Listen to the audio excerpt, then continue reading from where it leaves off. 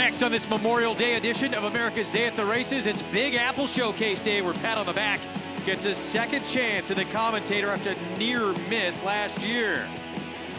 The last time Catherine the Wise lined up in the critical eye, she blew away the competition. Can she remain undefeated against New York bred competition?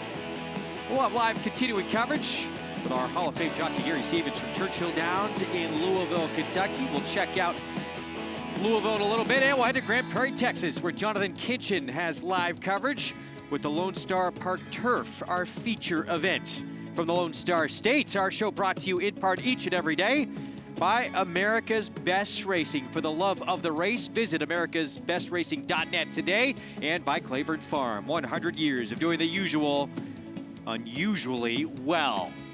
Hope you're enjoying this Memorial Day where we remember those who gave the ultimate sacrifice to preserve our freedoms here in this country that we love so much. Good to have you with us. Hopefully you're spending some time with friends and family. Beautiful weather here on this holiday Monday afternoon. Great to have you with us. Greg Wolf alongside the Mig. Richard Migliore, always great to have you, Mig, up here. New York Racing Association handicapper Andy Serling. Bunch of crew elsewhere around the country we'll get to in a moment as well. Our feature race, though, here, great lineup all day long. We have the Commentator, where Pat on the Back just missed against a horse in this race last year who had gone to win the Whitney last summer. Yeah, Diversify, a very good horse, a serious horse, grade 1 winner, and who's on the comeback trail as well. And I know that Pat on the Back got a perfect setup last time, but I think, Andy, he projects to get a perfect setup again today. I agree. He's that kind of horse. He can close from way back. He wins at 6 furlongs. He probably wants more distance. He drew perfectly outside. But the truth is, and he is the horse to beat, it is such a strong field. There really aren't weak links, and we are showing some terrific races today. A horse, yeah, like Giant Expectations, who he has tackled all the best horses in the handicap division, sprint division, elsewhere, open company. He's coming back to New York, the site of where he actually broke his maiden for the first time in a while. Weather, or track conditions, I should say, brought to you by Piranha Fly Spray, the preferred fly spray of Belmont Park. Piranha on, pests gone, main track is fast. The inner turf, it is firm. The Widener turf course is yielding. As we take a look at America's Day at the Races lineup, Belmont Park. Races 6 through 10. We're going to have Churchill Downs action as well in Lone Star Park Stakes race. That Lone Star Park turf is firm, and that's what we will have. Jonathan Kinchen. Race 6 kicks off the pick 6 here on this Memorial Day. This is on the inner turf, again listed as firm. It is a New York bred $40,000 maiden claiming event at 6 furlongs, and Mike's Girl for Danny Gargan, the favorite right now. I think the feeling is that cutting back a furlong off her return off of near 6-month layoff, 5.5 month layoff, Richie, she maybe can be the speed. You and I were talking about it. We'll see if the 9 Annette's Humor puts pressure on her. With Kenner Carmouche, she can get away, and she's the horse to beat, but marginally. Real quick, get signed up, started, play along, $200 new member bonus when you use the promo code LIVE at sign up. Is the 6 little rambunctious here? Well, and the key to the race, though, is definitely the 9 Annette's Humor. If she goes with the 2, it changes the complexion of how we think the race could project to play. The 6, Freud Secret, making her turf debut, 1 start for Chris Englehart. And sometimes their first race shakes them up a little bit. They realize what they're going to, get into. They're going to go to the starting gate, and they're going to have to put it out there. She is a Freud. She's bred for turf. Chris Englehart's not bred for turf, though. He is such a terrific trainer, but he has a terrible record of the turf. It's just one of those things. It's weird. Well, you know the thing, he's a trainer that was based in Finger Lakes for so many years. Maybe he just has the key to dirt horses because they don't have a turf course, right? They're talking about putting one in. Our post parade starts here with Daddy's Never Ready, debuted at Gulfstream over a year ago for Mike Maker now. This is my fuzzy, second-time starter, private purchase, switching to Mike Maker, getting Lasix, total overhaul, my long shot. Here is Mike's Girl, the favorite at 9-5 with Kendrick Carmouche for Danny Gargan. As we said, the possible speed, depending on how the 9 plays here, she's the horse. She is the horse to beat. And in for a tag for the first time as well with a drop in class. Youth Gone Wild, big price for Rodrigo Ubillo. She's got a race here or there that gives her a chance to price, but her last race was not one of them. 22-1 long shot there. Here's a look at the 4. This is weekend forecast, Bruce Levine. A long shot, it will obviously have to improve off her past performances. Nazay, the 5 for the James Bond barn, Dylan Davis rides. She has taken some money at different times in her career and been in some soft spots and just failed to get it done. 9-1 on Freud's Secret, still in the paddock right now for Chris Englehart. As we were talking about, she is trying the turf for the first time. She's one of the unknowns.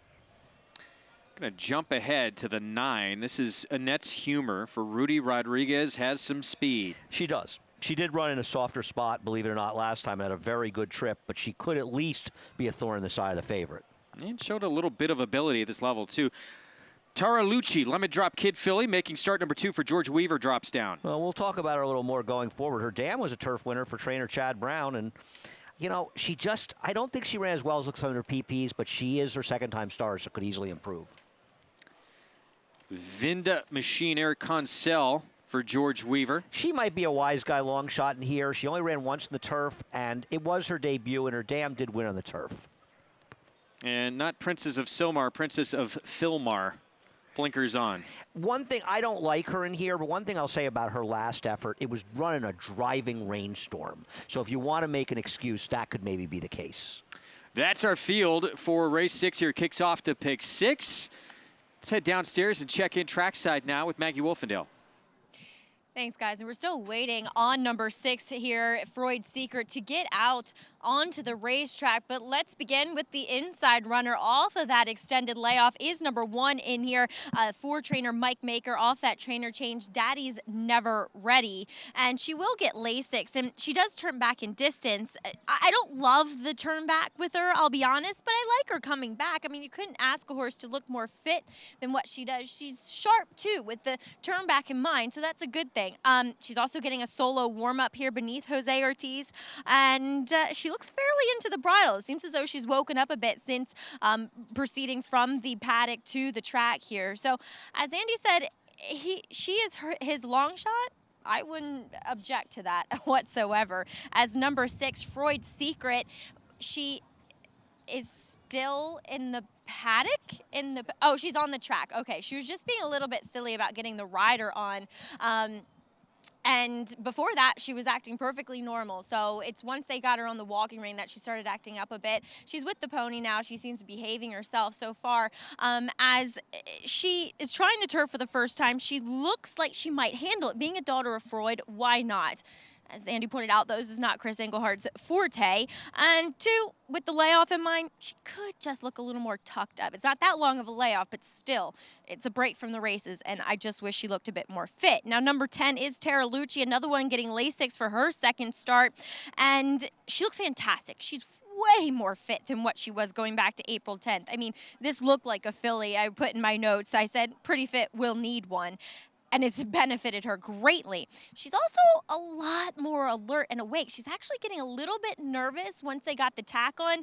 There's a lot of action going on in the backyard today, which is great. People are out, the bands are playing, there's a DJ back there, so that may have worried her a little bit, but since getting out on the track, Manny Franco took her away from the pony, and she seems to be warming up quite nicely. So I understand the money coming in on her from the looks department too, Greg.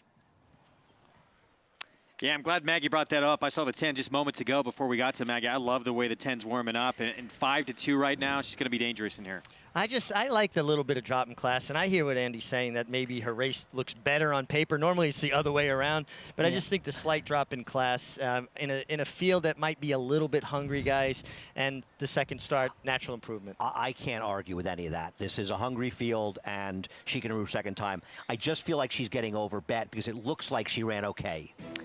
To Louisville, race 8 from Churchill Downs, and we're going to have a 6-furlong sprint here, an allowance optional claiming field. Classy John right now is the favorite for trainer Dallas Stewart.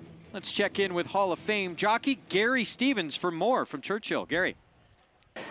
It's been an unbelievable Memorial Day weekend here at Churchill Downs, and this is our last day here for the weekend, and we've got some outstanding races coming up, the 8th and 9th races, full fields, competitive fields, and look forward to getting to them, guys.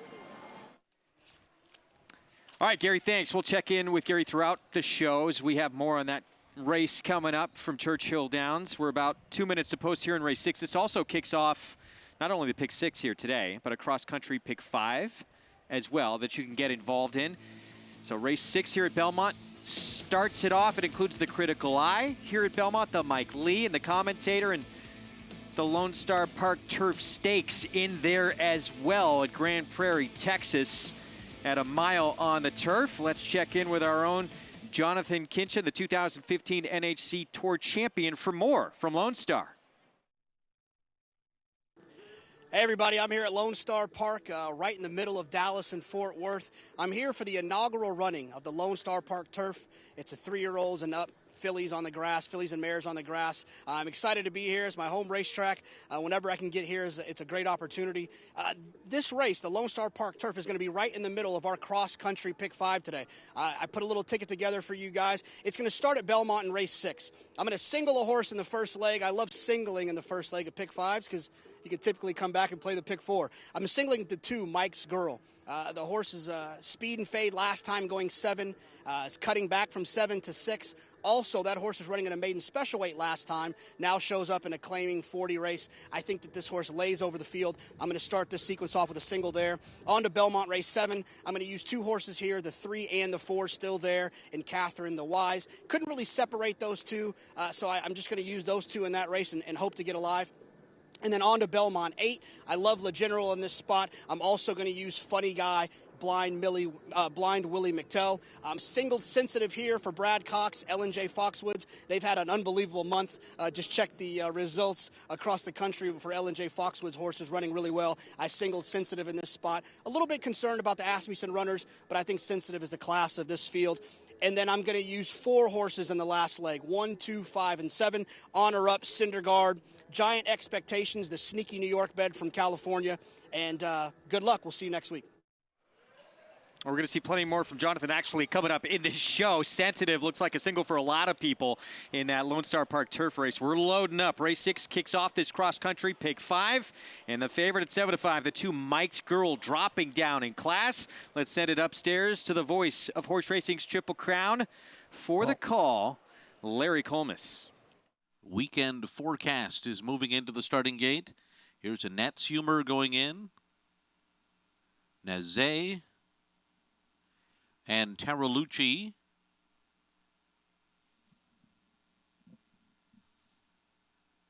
And Vinda Machine will come up to the outside stall.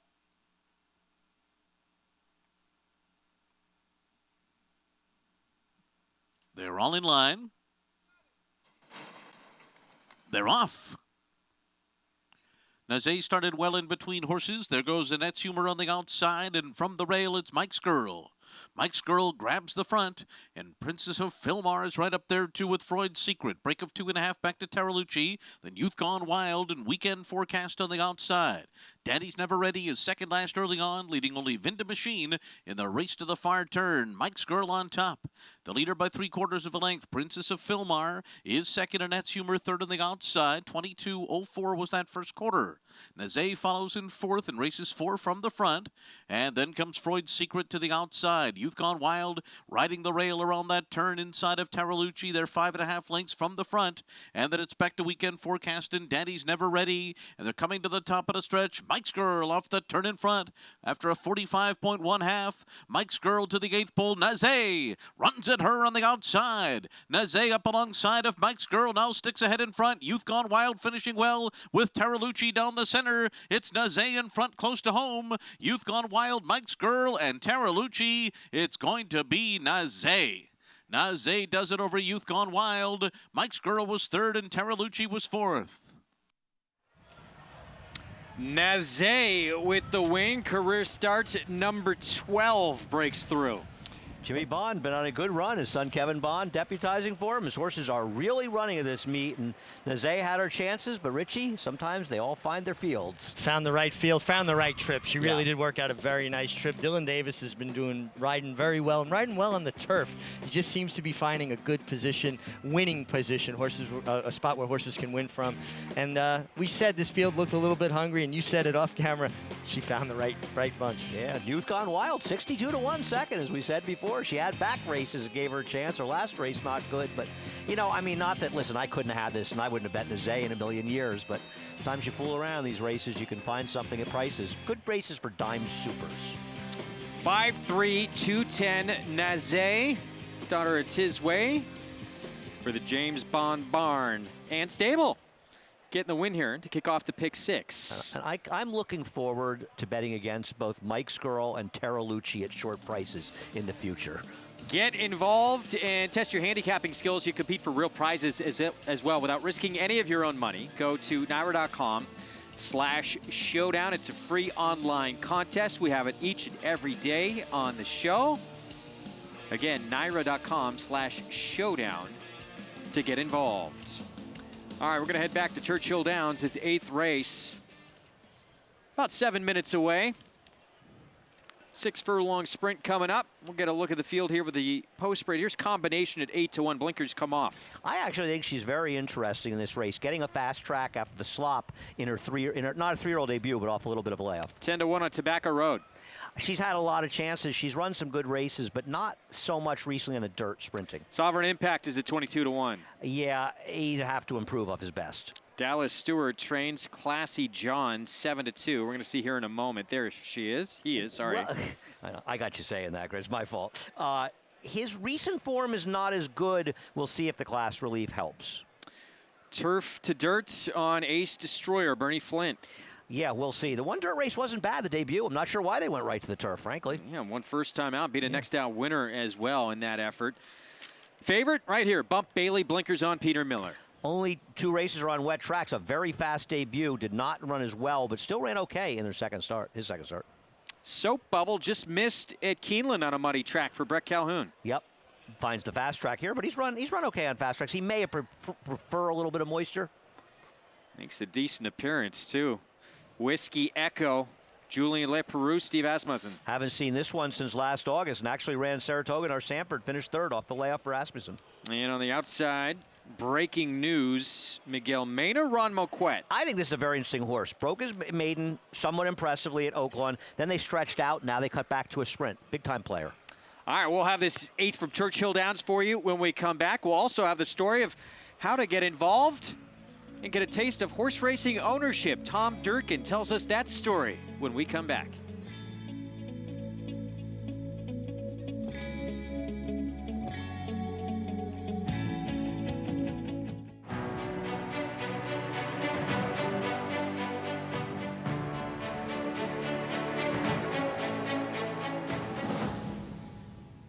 Runhappy is simply super.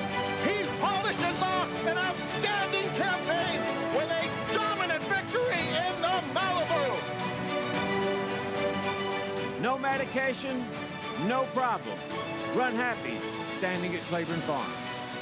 Mastery retired undefeated, winning his 4 starts by a combined 20 lengths. A 6-figure September sale purchase he won impressively in his 2-year-old debut at Santa Anita. From there, he captured the Grade 3 Bob Hope Stakes and completed his juvenile campaign with a dominant performance in the Grade 1 Los Alamitos Futurity.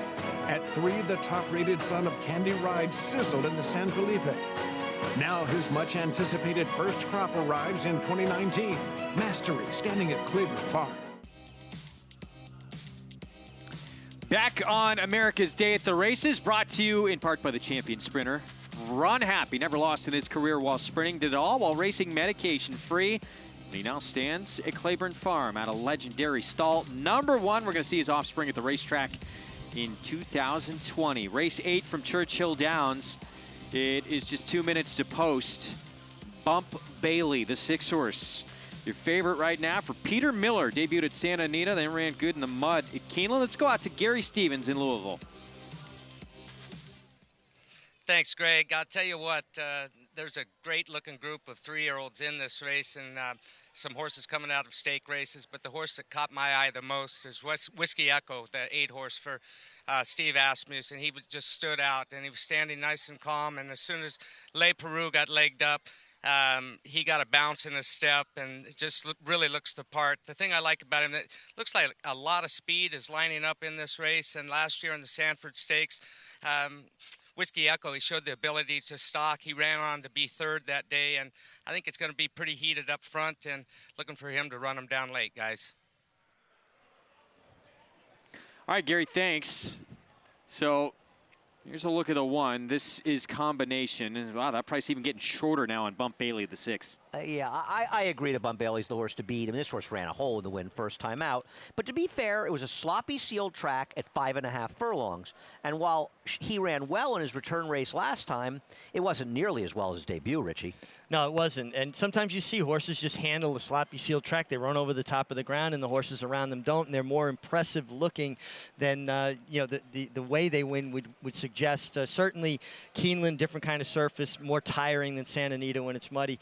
Interesting work, though, out of the gate at Churchill Downs on a fast track. Yeah, no, listen, I'm not against him by any stretch. Now, Peter Miller is a high percentage trainer in general in California. He's having some trouble adjusting to Kentucky. I mean, he's just 1 for 17 with 3 of them hitting the board. He's going to win his share of races, but sometimes it's very hard to go to a new circuit. I think you have to train differently on different surfaces. Horses take more work at Santa Anita because they don't get down into the track as much. Where here at Belmont, you see horses win races off of slower works because they get a lot of foundation from having to work through what they call Big Sandy. Do you have any opinions on the one horse here, the one I like combination either? I thought this horse ran fine in the early races, and last time out caught a sloppy sealed track. You look at the race 2 back, only 3 lengths behind the talented Outshine. I thought that made this horse a player. Right Path, who was 3rd, is talented. You know, and then the last races on a sloppy track kind of throws the form off a little bit, but certainly has run with horses that you would think make him competitive here. Well, he lost to Pole Setter, who I know was turf, but came here and ran a terrific race to win our Paradise Creek the other day, and Baracho was 3rd. Well, he beat Hidden Scroll at Churchill on Derby Day. And they take the blinkers off him, leads me to believe they want him to relax a little bit more, even though they're breaking from the rail, and there seems to be a lot of speed in here. Yeah, I thought he was an interesting horse in a very competitive race. Steve Asmussen, you see the 4 acting up a little bit. That's Classy Johnny. Steve Asmussen with the 2 Tobacco Road, the 8 Whiskey Echo. I thought Tobacco Road interesting here, getting back to sprinting on the dirt. Steve Asmussen already has 800 starters in 2019. Incredible. That's he said he was going to slow down after he broke the record for wins in a year. Normally he'd have about 1,200, I guess, by now. So for him, I guess this is slowing down a little bit. Wow. Travis Stone with the call. You're watching America's Day at the Races. Live coverage from Churchill Downs. Here's race 8.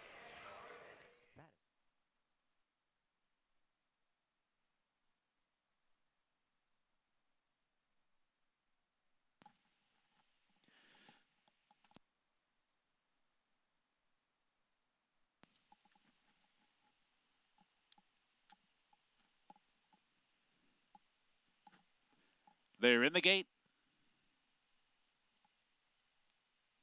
And they're off. Bump Bailey with a good start from mid-pack. Ace Destroyer's also there. Whiskey Echo on the far outside. Classy John's away 4th and at the rail. Breaking News in the clear, running in 5th down the backstretch run.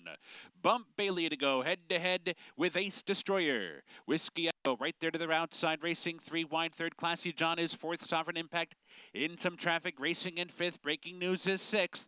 Combination comes away 7th. Soap Bubble is 8th and already 8 lengths off the lead, and it's a ways back to Tobacco Road, the last of them all. Round the far turn.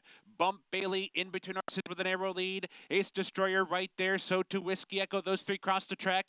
Breaking News right there to their outside, racing 4th and winding up. Classy John is in behind. Wow, 5th. Sovereign Impact is 6th. Soap Bubble catching up. Soap Bubble angles off the rail for the stretch drive. Top of the stretch. Bump Bailey and Whiskey Echo head to head. Breaking News down the center of the track. Classy John in behind. Soap Bubble continues to make progress on the outside. There's 1 furlong left. Whiskey Echo comes away with the lead. Bump Bailey gives way. Breaking News final try outside. Soap Bubble now 3rd. Down to the finish. Whiskey Echo turns them all back. Whiskey Echo wins it by 2. Breaking News was 2nd. Soap Bubble was 3rd. Tobacco Road finished 4th. Whiskey Echo with the victory here. 3-year-old debut. I had the right idea, the right barn at least. well, and this one had shown promise as a 2-year-old, and, you know, one of those things where he improved with time off his 2-year-old form, Richie. And the horses make a big leap from 2 to 3. He is by tis now. They usually get better with age. This horse looked like a winner every step of the way. At the 5/8 pole, you could just see Julien Leparoux sitting back against him, the bridle. He was cruising. This was a nice 3-year-old debut for this horse. And at tis now, you would think he would stretch out. And, of course, some people might look at those silks and remember those are the silks of the mighty Gun Runner. Of the horseshoe in the tail fame. I don't think he caught a horseshoe in in his tail. Woodward. Back at Belmont, Nazay. And, yeah, James Bonbarn going good right now. Jimmy, it just seems like every time we're doing a show these days, they have a horse. We're seeing Maggie talking to Kevin Bond, Jimmy's son, who is the assistant for Jimmy. He does a fabulous job. Their horses are really running. Maybe a horse to beat in the finale tonight, too. Who? That's a lot. There's about 7 horses to beat in that 11th race, Greg. But Greg is thinking about the NYRA Bet Slate Pick 5. It's very clear what's going on here. Yes, I am. Nazay, start number 12, and she gets her first victory. Dylan Davis on board for the win, $16.80. Bad news. I picked him in the last race, Greg. Oh, boy. On top. So bad news for you and the Jimmy Bond one. Nazay gets the win here. Again, a 62-to-1 shot underneath, so that dollar exacta. How about $311? Yeah, yep, and a dime super for $285, so $258, excuse me. So if you were able to find the long term, the particularly tough one obviously was Youth Gone Wild, but you know, if you find the right way to fool around in dime supers, as we said before, let's bet against the horse that ran 3rd and 4th at short prices next time. Take a look at the cross-country pick 5 following. That race kicked it off. 44,500 plus in the pool and a 7-1 shot to start things with a long way to go. You guys both thought pat on the back, horse squarely to beat in the Commentator? Well, I picked him second. I think he's one of the ones to beat, but that race is so... I picked Giant Expectations on top. It's honestly... They've all got credentials. No, it's a great race, very competitive. I just think he's well drawn being outside, you know, going the one-turn mile. There's plenty of speed inside of him. And I just wonder about the blinkers on with Giant Expectations. Does it put him more in the game maybe you don't want to be today? Critical Eye coming up next. One-turn mile here in this 7th race. And still there, coming off the bench for Dane Kabisky. Corey Lannery will be aboard. We're going to take a break in the action. We'll set the stage for the Critical Eye when we return, and we'll hear from Gary Stevens with Winning Reaction when we return from Churchill. This graded stakes winner and multiple Grade 1 performer by Tappet has become one of the nation's leading sires of 2-year-olds.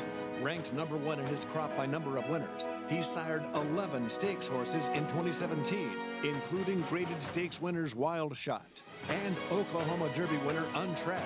At the sales, his yearlings have sold up to $480,000. Trap Shot, standing at Claiborne Farm.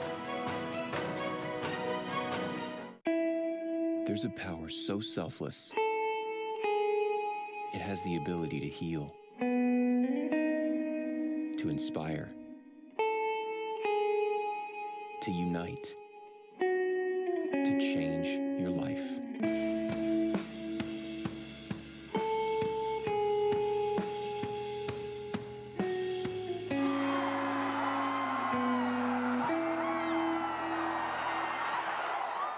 Runhappy was the fastest 3-year-old sprinter of his generation.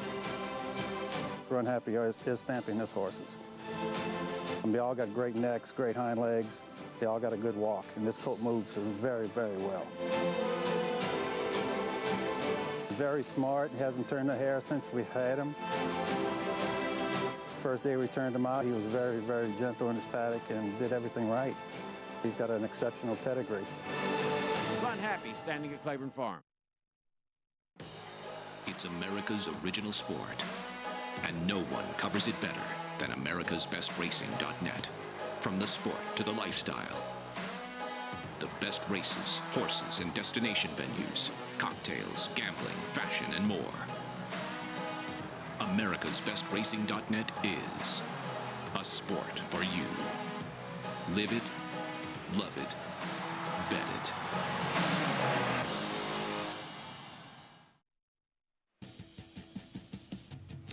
Back on America's Day at the Races, brought to you in part by America's Best Racing, the go-to site covering the sports and lifestyle. Visit americasbestracing.net. Today, Country House Silks there, winner of the Kentucky Derby, pointing towards the Jim Dandy, sounds like, for Belmont. Whiskey Echo, $10.40 for the win, back at Churchill Downs. Julien Leperoux aboard for the winning ride for the trainer, standing by with Gary Stevens. Thanks, guys. Here with the happy Steve Asmussen. Tell me about Whiskey Echo and what his future might be.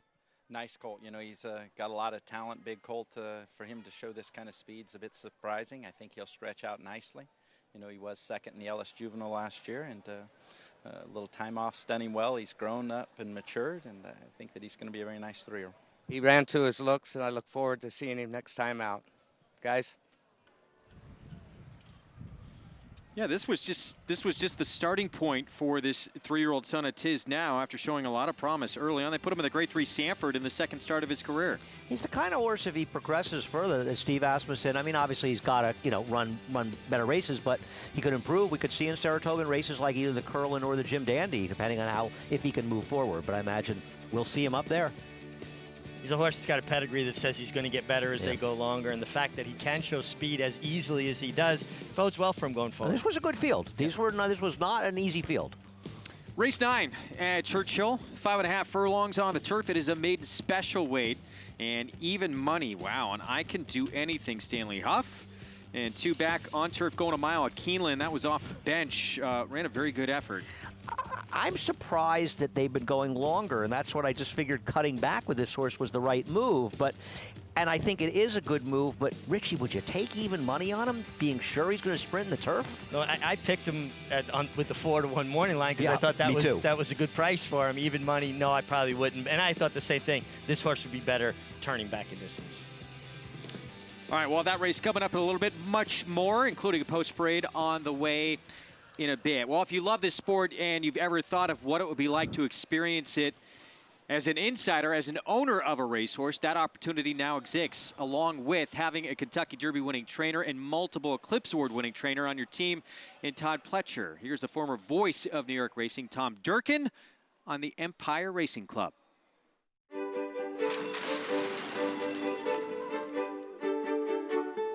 My name is Tom Durkin. I used to work across the street here for a long time calling races. I'm now retired.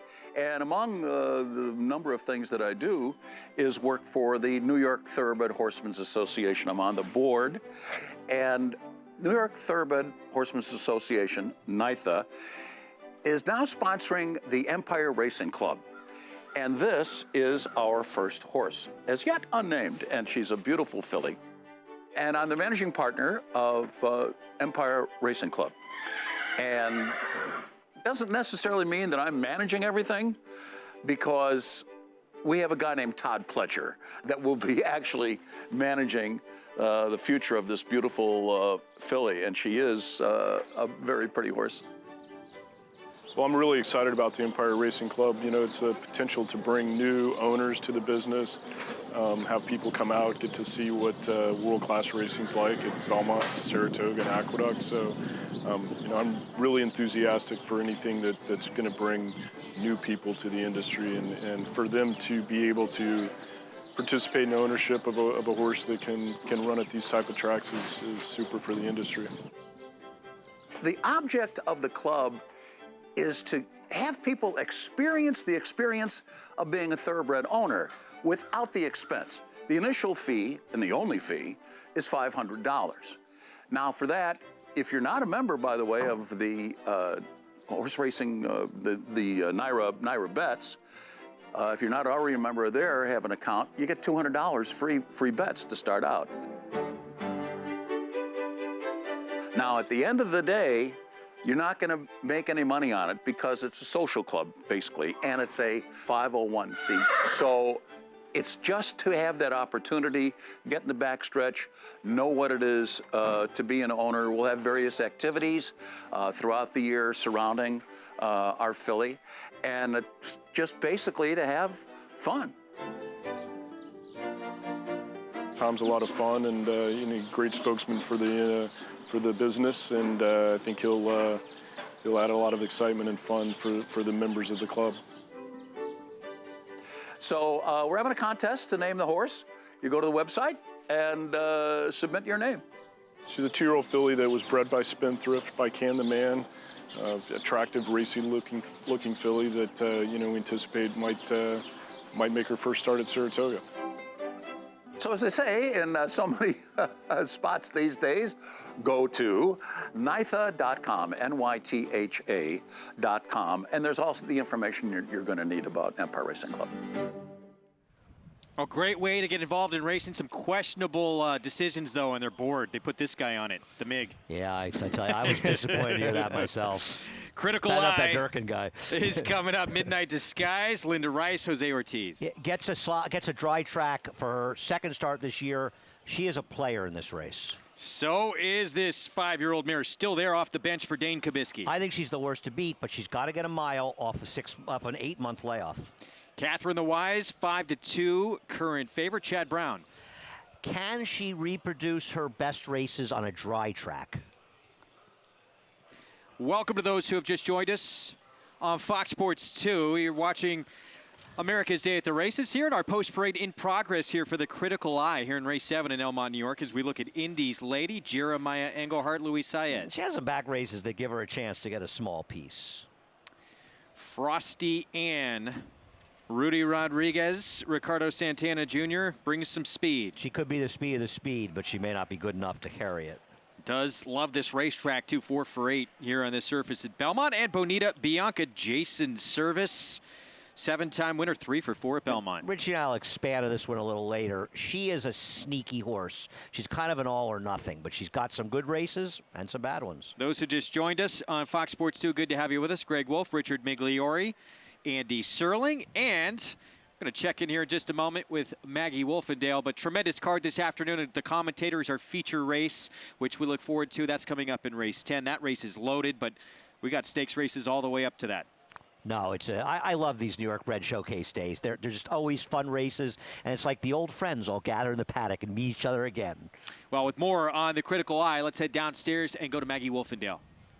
Pleased to be joined here by Dane Kubisky, trainer of number 3, still there as she's coming back off a layoff. And Dane, I had read that she had a little bit of an illness that kept her away from the races. How is she training up to this point, and is she ready to come back a stakes winner? I hope so. She's been training great since then. I was going to run her at Churchill Derby Day there, and she got a little sick, so I missed some time. I was not ahead of schedule, so I was right on schedule, so that cost me. So give me a few more weeks to come in this race, and I think I've got her right. Yeah. She looks as though she's actually physically matured a bit. She has. She's grown up a little bit, I think, mentally and physically, to be honest with you. I mean, 7 months away will kind of do that to you. Hopefully she hasn't forgotten anything, you know. But, no, I think I've got her ready. I think I've got her right. Last year I wanted to go a mile with her. I wanted to stretch her out a little bit from that 7/8 that I was doing with her. And, but I didn't want to change what was working at the time. So against New York breds this year, you know, first start back, I felt like this was the right spot. 1-turn mile, I thought was the right way to go, yeah. Talk about bringing Corey Lannery up from Churchill to ride her today. Corey's a beast, man. Listen, hey, if they don't win for Corey, they're just not going to win, you know. No, I love Corey. I think Corey's one of the best riders around, and you know, obviously he's leading rider in Kentucky, and I've known Corey a long time, and he's won a few races for me over at Churchill this meet, and I got a lot of faith in him. So she's either going to fire or she's not.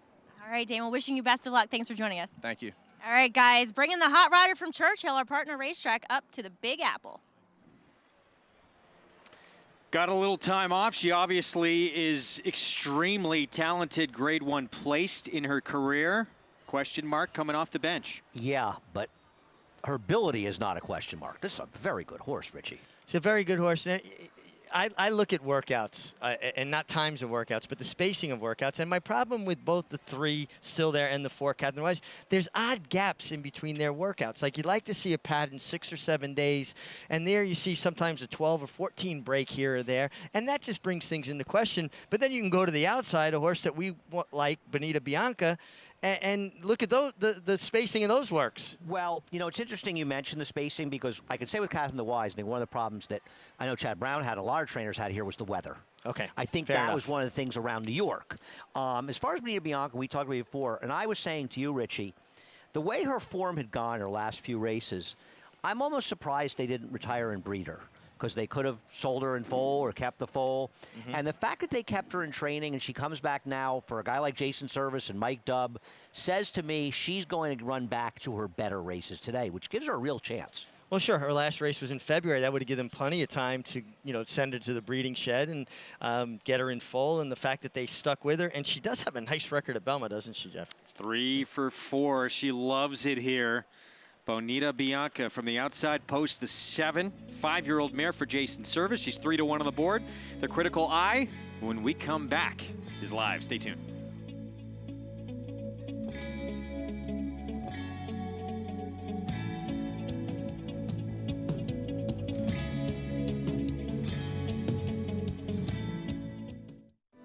So So my name is Robbie Herzl. I'm the yearling manager here at Claiborne Farm, and we've got the first crop of Runhappies this year. Overall, I'm very, very pleased with them. So we have a colt out of Queen of America. He's really nice, looks just like his dad. Very pleased with how he's coming along. So there was a lot of demand for the weanlings last year. They sold for over 6 times their stud fee, and we're really excited for the yearlings to come through the sales, and we're expecting big things from them. Runhappy, standing at Claiborne Farm. This one is by Tappet and is a brilliant Grade 1 winner. Elliott, of course you're talking about Constitution. He was a TD and Rising Star in his debut. He became an undefeated Grade 1 winner when he won the Florida Derby in his 3rd start. And in the Don Handicap as a 4-year-old, he ran a 1:11 Beyer speed figure, which is still the fastest Tappet around 2 turns. And don't forget about his allowance race. When he beat Wicked Strong and Tunnelist, his first 2-year-olds have every right to be fast. This successful son of A.P. Indy has sired 6 millionaires, including Eclipse champion West Coast. This year, Flatter is adding even more stakes winners to his outstanding record at stud. In the auction ring, Flatter topped the 2018 Fasig-Tipton July sale with a $520,000 yearling. And this year, his juveniles have sold up to $375,000. Success on the track, success in the ring. Flatter, standing at Claiborne Farm. Welcome back to America's Day at the Races. As always, we're brought to you by Claiborne Farm, doing the usual, unusually well, as we are moments away from today's Critical Eye mile here on the main track for the New York bred fillies and mares. And favoritism flip-flopping between number 3, Still There, and number 4, Catherine the Wise. We'll check in with Still There as she is coming off of a layoff, as we just heard from her trainer, Dane Kubisky. And I totally agree with him. She is definitely mentally matured and physically matured tenfold. This is a filly that would act up in the paddock pre-race last year, and she did none of that today. She looks great, but is she vulnerable with that layoff? As we'll check in with number 7, Bonita Bianca. Now, she looks really fit, and I love the 1-turn mile for her. She got a little bit off track. I'd love to see her get back to her Empire Distaff win, but I do think that freshening should help her chances here, and I love the distance for her. But I'm going to take a try with number 2, Midnight Disguise, here, as we do see the rider off Frosty Ann at the gate. We'll see what proceeds from there. But Midnight Disguise, Linda is somebody, oh, they do have the blindfold on Frosty Ann. This is a typical thing for her. She does not like to go in the gate. She goes in first, not to hold up any of the other horses being in there. So they'll pull that blindfold off once she gets in the gate. This is typical for Frosty Ann. But getting back to Midnight Disguise, who will be on the rail, yes, she gets class relief here. But I do think that Midnight Disguise, A, needs a fast track. B, needs a 1-turn. She's so big. She is maybe the biggest horse in training, and she just needs that big galloping surface. She looks fantastic. Taking a shot with her, guys.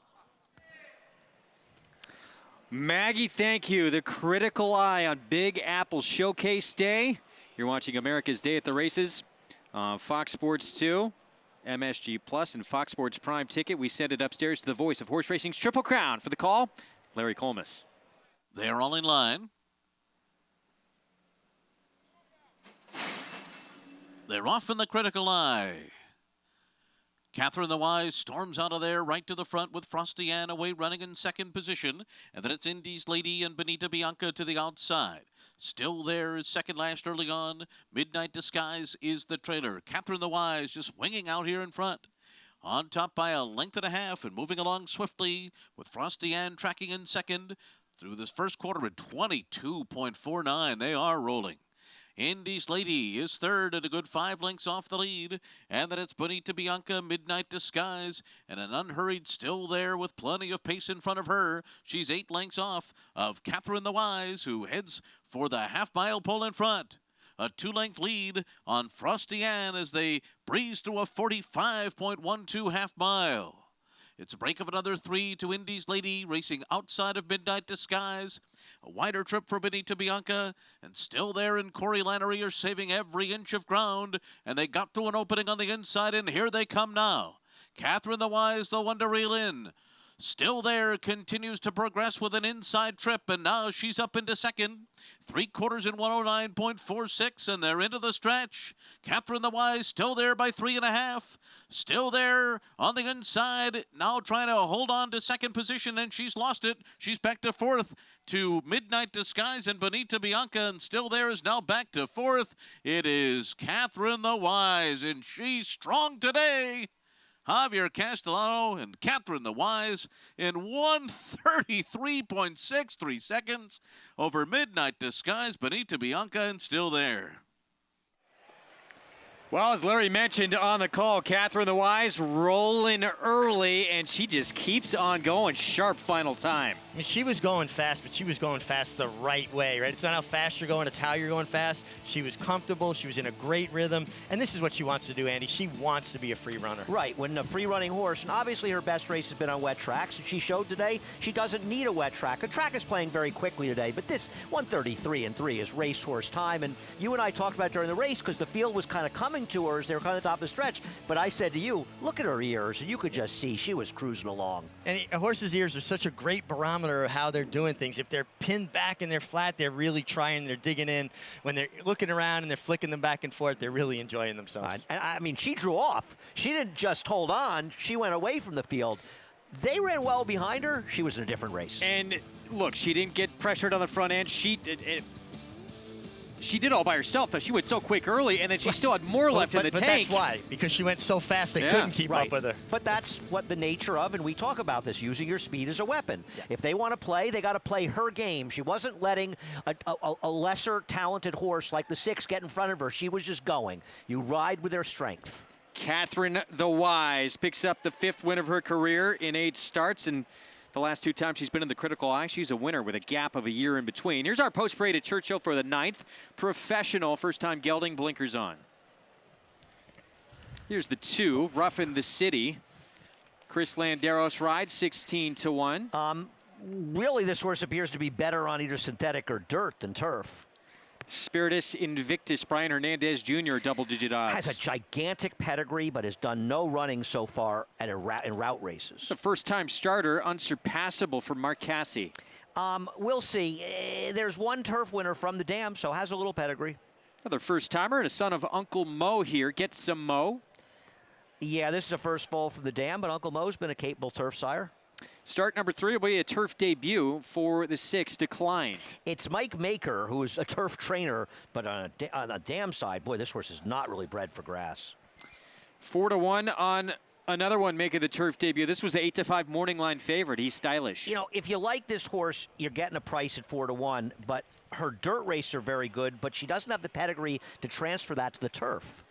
I Can Do Anything came off over a year's layoff, went long on the grass at Keeneland. This horse debuted in one of the toughest maiden races we've ever run in Saratoga and came back and they tried long. They're hoping that it'll work in a sprint, but it doesn't always work that way. Yeah, I'm a huge CZ Rocket fan for Al Stahl, who won that race. Surely first-timer for Joe Sharp. This horse has a great pedigree. He's after a horse named Shore Runner, who was a terrific turf sprinter in New York for Linda Rice. I like that appearance, too. And the also eligible gets in here, Hurricane Jake for Philip Bauer, Gabriel Saez. You know, this horse's turf races, they're okay. This is actually a horse that really fits, and 7-2 makes sense. Yeah, 2 turf sprints. They came at the fairgrounds for this horse.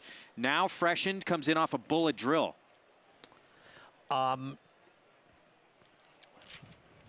Take another look there at the odds. So 5-2 on I Can Do Anything. Julien Leperoux, Stanley Huff, and we'll see if this turf sprint from this horse can be as good as going long. I really like this horse from the turn back, and I understand what Andy's saying. I mean, it's a big departure from what he's done in the past. It's just such an turf sprints are a very odd animal. They're very specific, and the best turf sprinter might not be the best horse, but they have an edge signs over routers. I picked this horse as well, but I'm reticent to take a short price. No, he's drifted a little bit now. Let's get the thoughts of Gary Stevens live in Louisville. Gary. Hey, thanks, Greg. This is kind of a repeat of the 8th race. There wasn't a bad-looking colt in the paddock area in there. All of them looked great. I liked Hurricane Jake down on the outside, scratched in. He looks flashy, but I'll tell you what, this race looks like it's lining up from speed on the outside. I'm going to throw a bomb at you. Roughin' the City, the 2 horse, a big price right now. And for Joe Deegan, he can win with him. He's had a good year so far, hasn't run a lot, but he's a compact colt. And I talked to Joe, and he said that he was going to fire late. He said he'll come running. He said, I think I will hit the board. He's tight and right today. So that's my bomb for the day, guys. He is a bomb, Gary, rough in the city. That one will light up the tote board. I think 16-1. I bet he's twice that price by post time. So we'll keep an eye on Gary's long shot. Why not? Joe Deegan's an interesting guy, though. Rode horses, was a good rider, and he's a good horseman. And City Zip, you always got to give them a look in turf sprints, right? Yeah. Did Joe Deegan work with Leo O'Brien? He worked with Leo. He actually worked with Leroy Jolly before that. He's been around horses. He's a good horseman. Yeah, those City Zips, they're runners. We'll see, though. This one will have to improve. But it's happened before. Well, you'll get greatly rewarded if you do happen to back that one. 17-1 right now.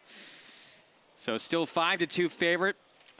Is I Could Do Anything. So here's my long shot is the 9 Surely. I don't think it's a good sign, A, when horses don't make their debuts till their 4-year-old careers in June. It's almost June.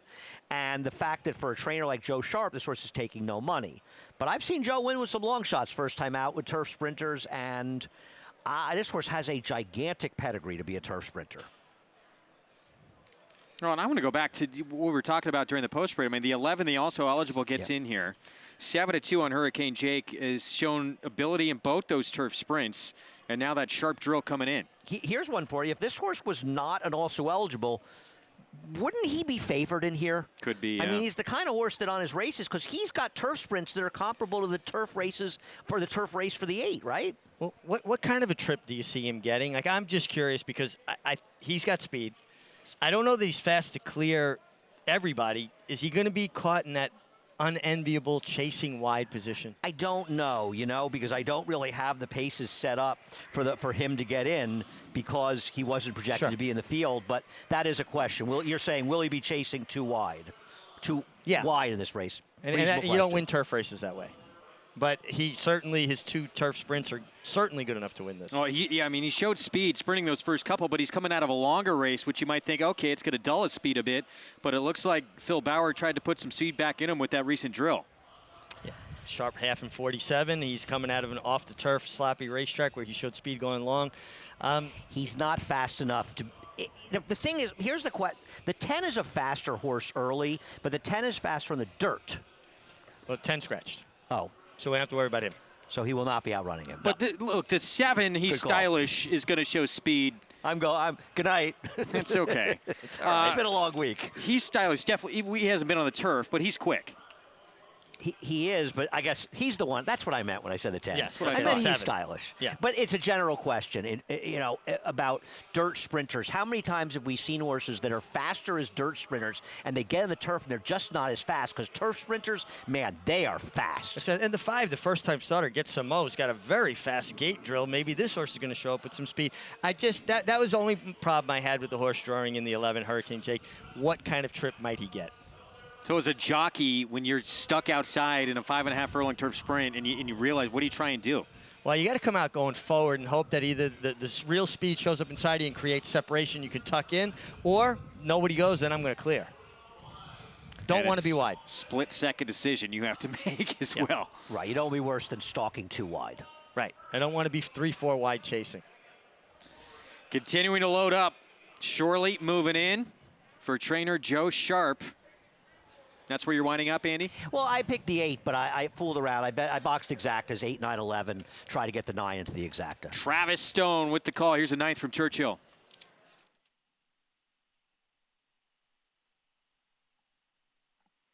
And they're off. Decline from mid-pack is away best. Spiritus Invictus with some early speed. Gets some more, fires up on through. Up to be second. He's stylish, comes away third. I Can Do Anything is fourth and on the outside. Spiritus Invictus losing ground fifth. Hurricane Jake on the move from sixth. Unsurpassable running in seventh. Surely is eighth. Professional is ninth. And at the back is Rough in the City. And up top, it's Declined. Declined onto the far turn in front. He's stylish, keeping the pressure up, though, right there racing in second. I Can Do Anything hovering to their outside, not far behind in third. Hurricane Jake 3 lengths farther back in fourth, gets a Mo fifth, and down inside Unsurpassable is sixth. Rough in the City is winding up from seventh. A lot of ground to make up, though. Top of the stretch, declined off the turn, narrow lead. I Can Do Anything coming out of the outside, and he's stylish, boxes on between them. These three right across the track. Hurricane Jake is fourth, 1 furlong to go. Declined inside, he's stylish in between, and on the outside, I Can Do Anything is up for the lead. I Can Do Anything on the red-hot Julien Leperoux. Under the wire to win it a length and a half. Declined was second. He's stylish was third. It's tight fourth. Rough in the City or Hurricane Jake. I Could Do Anything. First time sprinting on the turf and gets the job done with Julien Leperoux. I picked him. I liked him. I didn't like the trip. That's the trip I was talking about. I don't really like them wide the entire turn on the turf. It worked out for him. Yeah, it still worked out. And this was a race where the pace basically held together. Nobody made up any significant ground. The three that ran 1, 2, 3, they were the horses towards the front here. And the best horse won. Son of Uncle Mo. Both his turf starts have been impressive. This one, very impressive. And the 11 horse, our horse we talked about, Hurricane Jake, he had nothing. He showed no speed and never got involved. Yep. Bad fourth. All right, we'll have those prices coming up in a moment. Back to Belmont in the critical eye. Catherine the Rise ran them off their feet from the get-go. This was a powerhouse performance, and it's an important win for her because she had not shown that she could run this kind of race on a dry track. She'd run decent races on dry tracks, but she had not run this kind of performance on a dry track. And, you know, they'll look at New York bred races, but they've tried open company before. And keep in mind, she wasn't going to beat Come Dancing in her prior start, but she was totally unprepared to start and lost any chance she had. Well, particularly for her style, because then, you know, you don't want to let her rush off after the way she broke, so they're holding her up then. She doesn't want to be held up. She wants to be left to her own devices. Let her do what she does best, and that's run. So what do you think? If you're the connections of Catherine the Wise, you're Chad Brown, you say we get graded stakes another try here? Well, I mean, obviously, you want to get a graded stakes because that kind of black type makes her even more valuable. Sure. I think you evaluate. I don't know. In Saratoga, we have a race like the Union Avenue, which I want to say is at 6 or 6.5 for the New York bred fillies and mares. She could suit that, but you know, maybe he does look at a race like the Honorable Miss, or maybe he wants a little more distance, Richie. I think you have to. I think you got to look at races that get her graded stakes win or graded stakes placing because it just enhances her value so much. Right. And the way she ran today, she should get black type. Greatest stakes horse in that race. Yeah, no doubt. That was a quick look there at the cross country. Pick 5, so a couple legs in. Still a long way to go. Up next, it is the Kingston, and I love this race coming up. Offering Plan back in action for Chad Brown, who loves the Widener turf course. He is 4 for 8 on the Widener turf. He was built for the Widener turf course. The mile and 1/16 races on the Widener are what he was made for because they are races that are very kind to deep closers. All right, we're going to take a break in the action. Offering Plan likely will be the favorite of post time when we come back. This story you will not want to miss of a mare who turned into an American hero. The story of Sergeant Reckless next.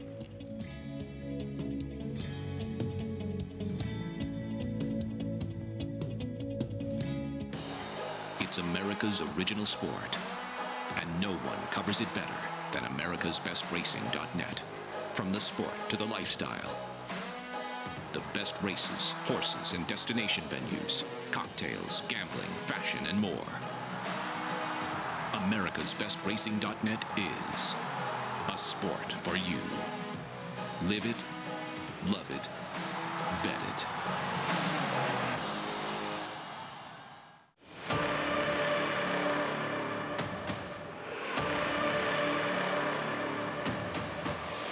It's a Motown, the son of Uncle Mo, to win the Remsen. Motown flying, Motown will win a Thriller, Motown to win it, and Motown has won the Hollywood Derby.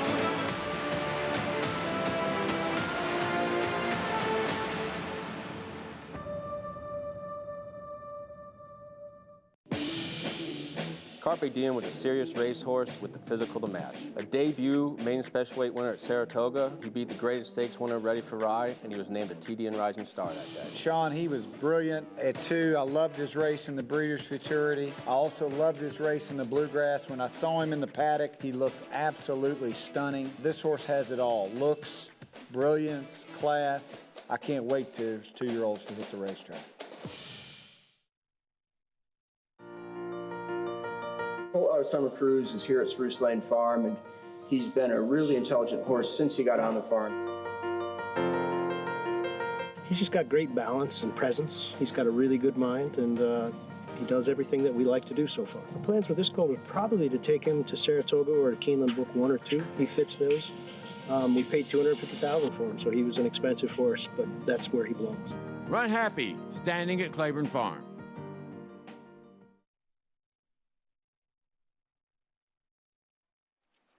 We're back on America's Day at the Races. Oh, the Cardinals, they got a tough one opening week. They're going to take on Notre Dame September 2nd at Cardinal Stadium. They also take on Clemson right there in Louisville, October the 19th. I mean, who's more on top of it than you, Greg? I'd like to go out to one of those games. Maybe. Got to face the national champs out there. That's going to be tough. Whew.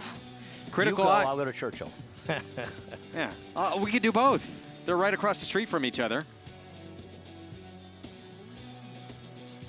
Churchill, I could do anything. Julian Leperoux, Stanley Huff, take the 9th. Great to see Stanley Huff back training. You know, he was working with Sagamore. Now he's training. He's got that terrific Horse Global campaign, and it's nice to see him back. He is a guy who's now, what is this, 5 decades he's trained winners, and just a phenomenal horseman.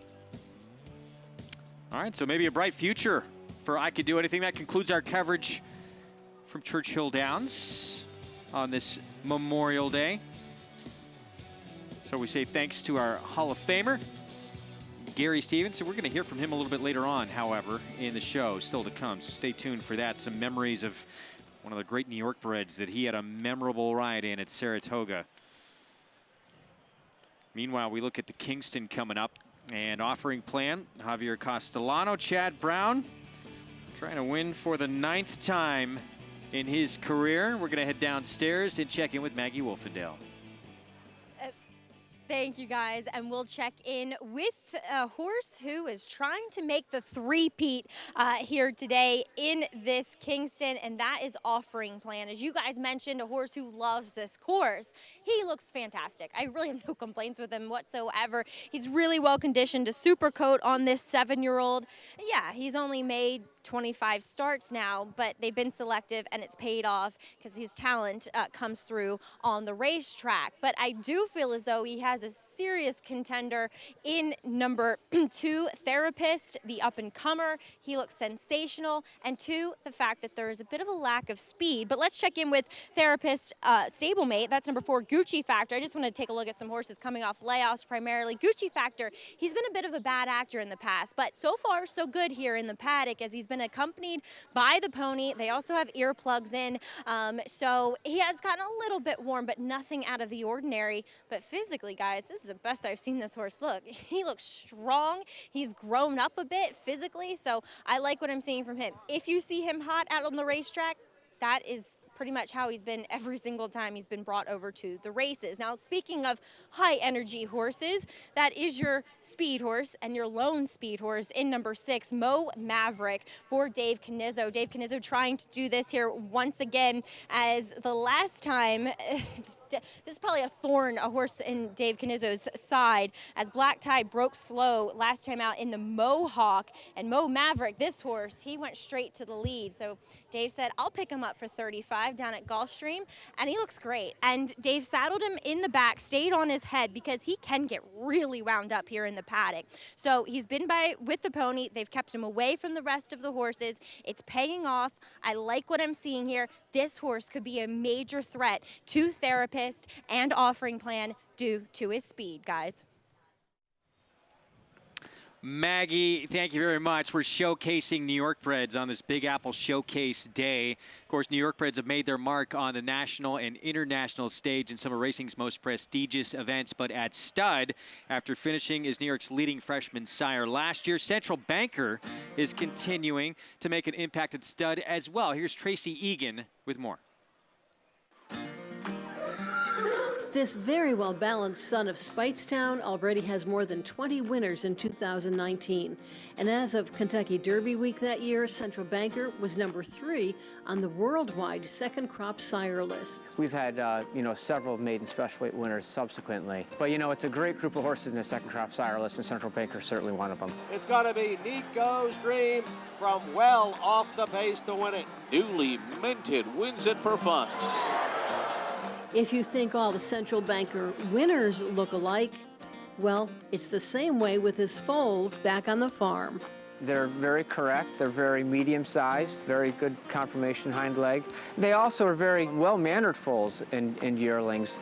With consistent foals and winners, Central Banker is expected to cover 134 mares in the 2019 breeding season.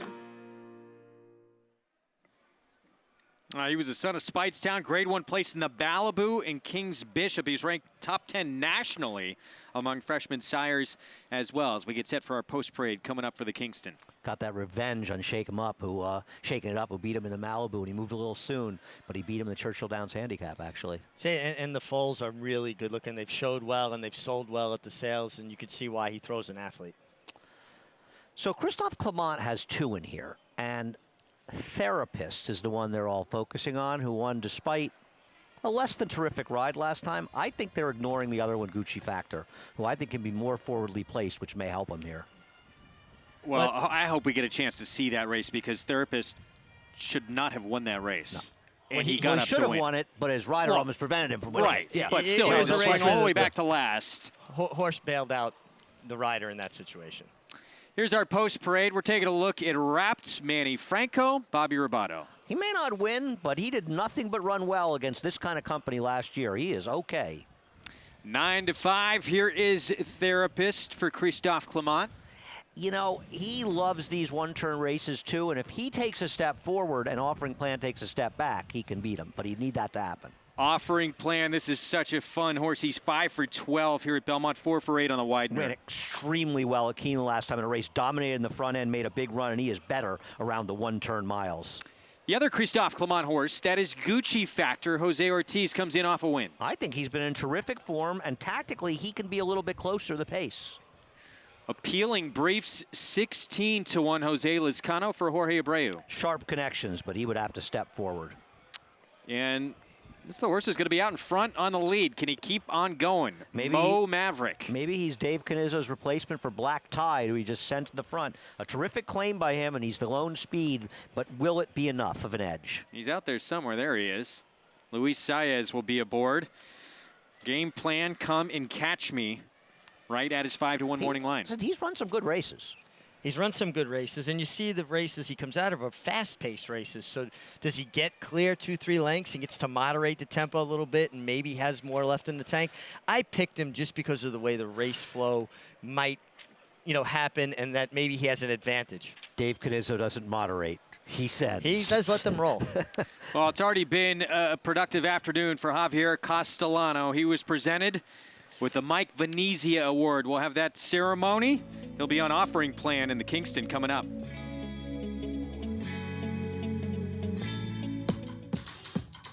He's bred to lead.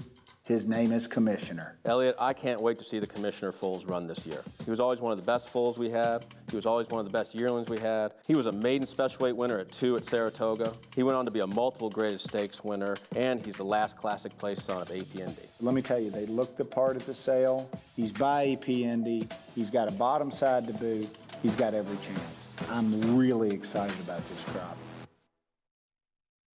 Warfront, a leading sire on all surfaces and all fronts. His recent Grade 1 winners include Omaha Beach, Homesman, Fog of War, Lancaster Bomber, and European champion U.S. Navy Flag, plus graded stakes winner War of Will. And these recent group and graded winners: sire of the highest price yearling sold in North America in 2018. This son of Danzig continues to dominate both on the track and in the sales ring. Warfront, standing at Claiborne Farm.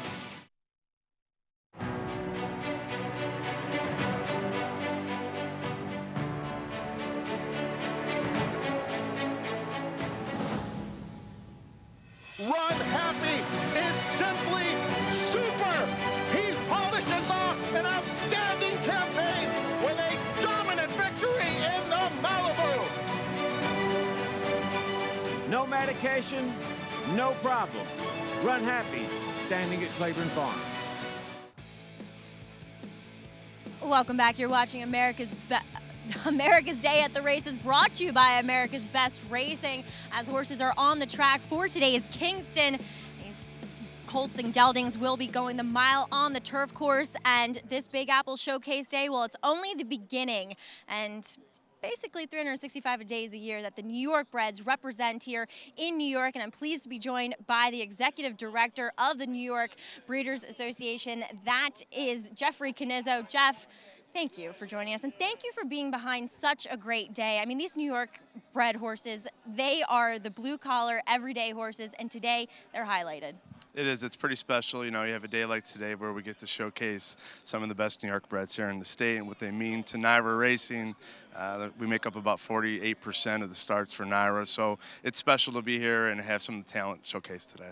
For owners and breeders, why does it pay to have a New York bred? Well, it's about purse money. You know, there's roughly about $40 million offered by NYRA to state-bred horses, and an $8.5 million state-bred stakes program.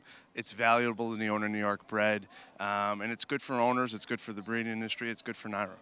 And also, even more incentive if you have a New York sired horse. And you've added a few nice stallions to the roster. Obviously, we cannot go without saying Freud and how he's been a stalwart, but talk about some of the new guys. So, for example, today, Central Banker, he's a new stallion in New York State, the McMahon Thoroughbreds up in Saratoga. He had another stakes winner himself today. So you can be New York sired, you're earning double the awards, double the money, and you're supporting the New York product. So it showcases, you know, how our stallion population is grown and gotten much better too. Well, Jeffrey, great job as always. Thank you so much for joining us. Thank you. All right. Well, Jeffrey, champions for the New York breds. I think he has a little rooting interest here, more so than any other race, guys. He certainly does. David Canizzo, of course, training Mo Maverick. By the way, that Central Banker he was talking about, who had a stakes winner, that was newly minted back at the Bowery back in race 4 on the card. Yeah, she was very impressive. So we're going to look at the Mohawk. And what I want to talk about a little bit of this race, obviously Mo Maverick being a different situation because he tried to wire the field in here. He tried there, couldn't do it.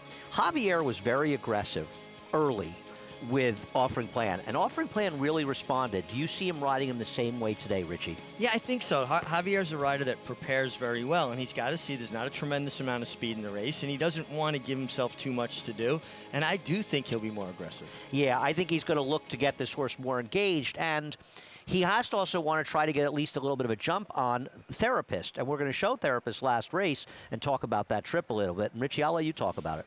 Well, it's a small field, and you understand the importance of saving ground in turf races, Greg, but you know, sometimes when you're on a horse that has so much run, you don't want to take the chances necessarily that he took. Now, you're going to see he had already even actually gotten stopped once previous to this, and now he's really going to get just shut down completely, and he has to pull up at a critical point in the race, finds a seam between horses. Now, if he was a fast closing second or third here, you'd say, wow, you know, he ran great. The fact that he was able to get up, Andy, really speaks volumes to how he laid his body down the last 16th of a mile. Yeah, and I think it's an experience thing, and obviously you have a lot of experience riding the Widener.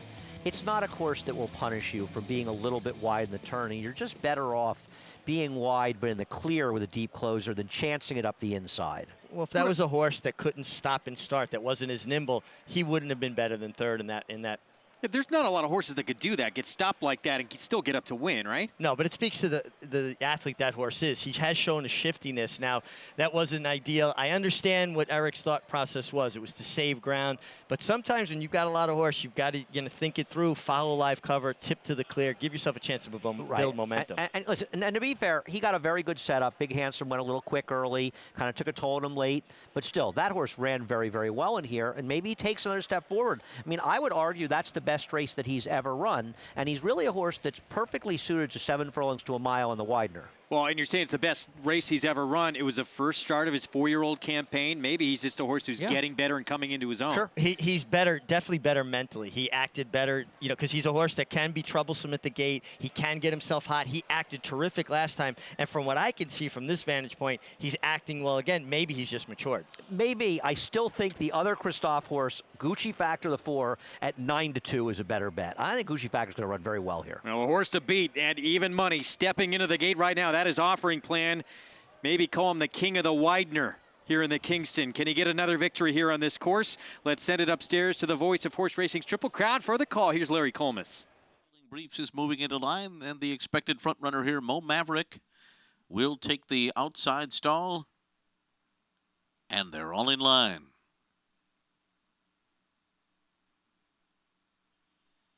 They're off in the Kingston. And Mo Maverick goes immediately to the early lead, with Gucci Factor Way running in second and Appealing Briefs third.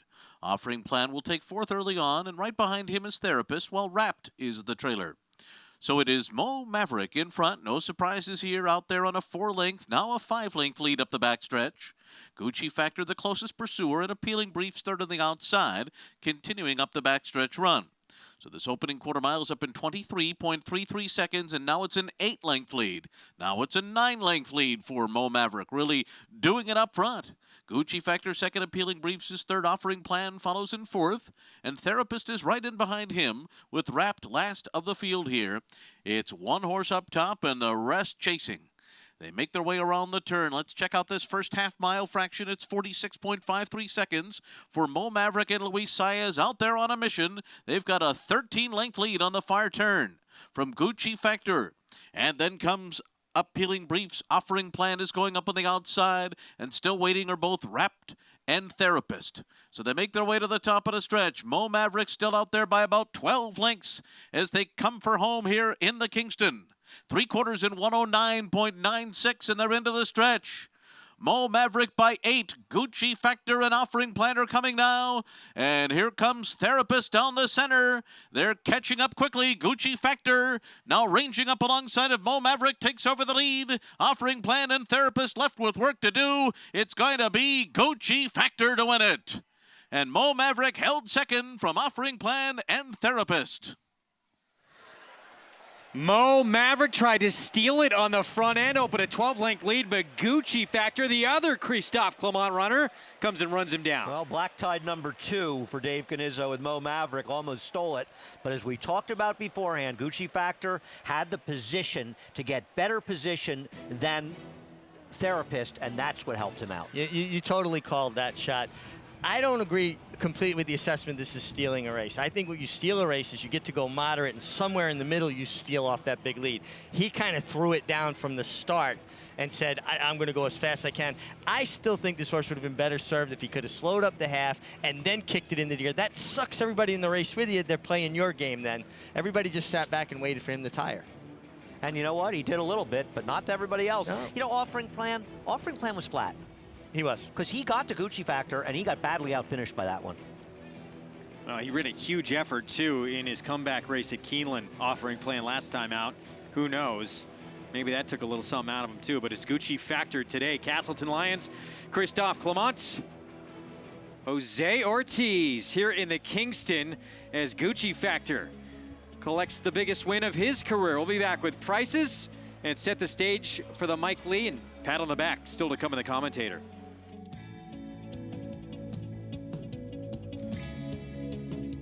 With the exception of Frankel, Air Force Blue is Timeform's highest-rated juvenile in nearly 20 years. He was a 3-time Grade 1 winning champion juvenile. Air Force Blue. Air Force Blue. A really good horse. His first weanlings have sold for up to $210,000. In the back, $210,000, Ralph. Thank you. He's Warfront's best juvenile from a family of champions. A force on the track, a force in the ring. Air Force Blue. Tom Durkin letting you know New York breds start with an advantage. At the sales, buyers pay up to 7 figures. And there's over $2 million in stakes money limited to New York sired horses in the New York Stallion Stakes Series, like the Park Avenue for 3-year-old fillies. Newly minted wins it for fun. For fun and money. The winner's share generates an additional $55,000 from the New York Breeding Fund. Funny Guy's gonna do it. Funny Guys winning the Times Square division generates the same money. So get with the program at nybreds.com. This is a colt by Runhappy out of Addison Run. We bred here at Moffra Hall.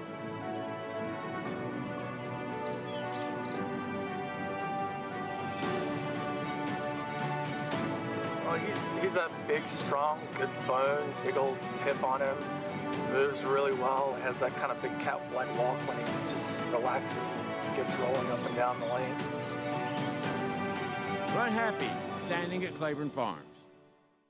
Grade 1 winner Lee traveled the world competing against the best of his generation.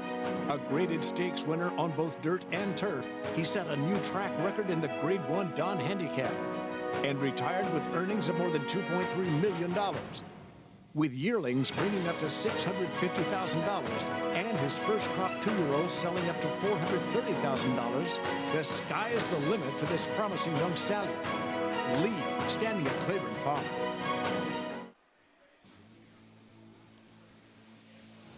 You're watching America's Day at the Races on Fox Sports 2, MSG Plus, and other regional networks across the country. It's brought to you in part by the champion sprinter, Runhappy, now standing at Claiborne Farm for $25,000. Christophe Clement's Gucci Factor gets the win in the Kingston. And we're joined on set by 4-time Major League All-Star Paul LoDuca as well.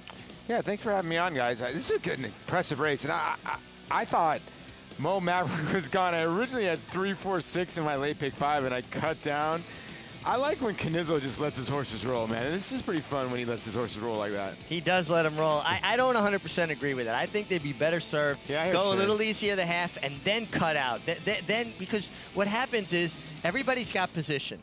So if you go 47 instead of 46 or 47 and change, everybody's in position. Now when you allow your horse to run, everybody's going to feel compelled to run with you. Now you kind of draw the race out and you get them tired Suck chasing them in a you. little bit. That's what I think. Yeah. But what do I know?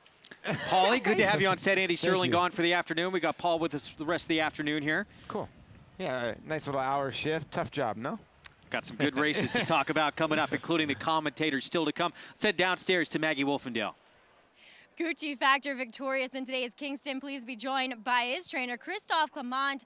And Christophe, I know this is a horse that it's taken a while to kind of put everything together mentally. I mean, what were you thinking heading into this race? How was he doing? He trained very well. You know, he won his last start. Trained well. We thought it was a touch ambitious because, you know, there were 1 or 2 horses on paper would look pretty good. The form looked pretty good, but he got a great ride from Jose, and everything turned out to be perfect for him today. Now, as far as therapists, was this just a factor of him just being too far off the pace today? Probably. I mean, the race was one, you know, it's just Gucci Factor was the first one in the hands, and but therapists actually ran okay. He finished 4th. He did not run a bad race, but that's okay. We live and fight another day.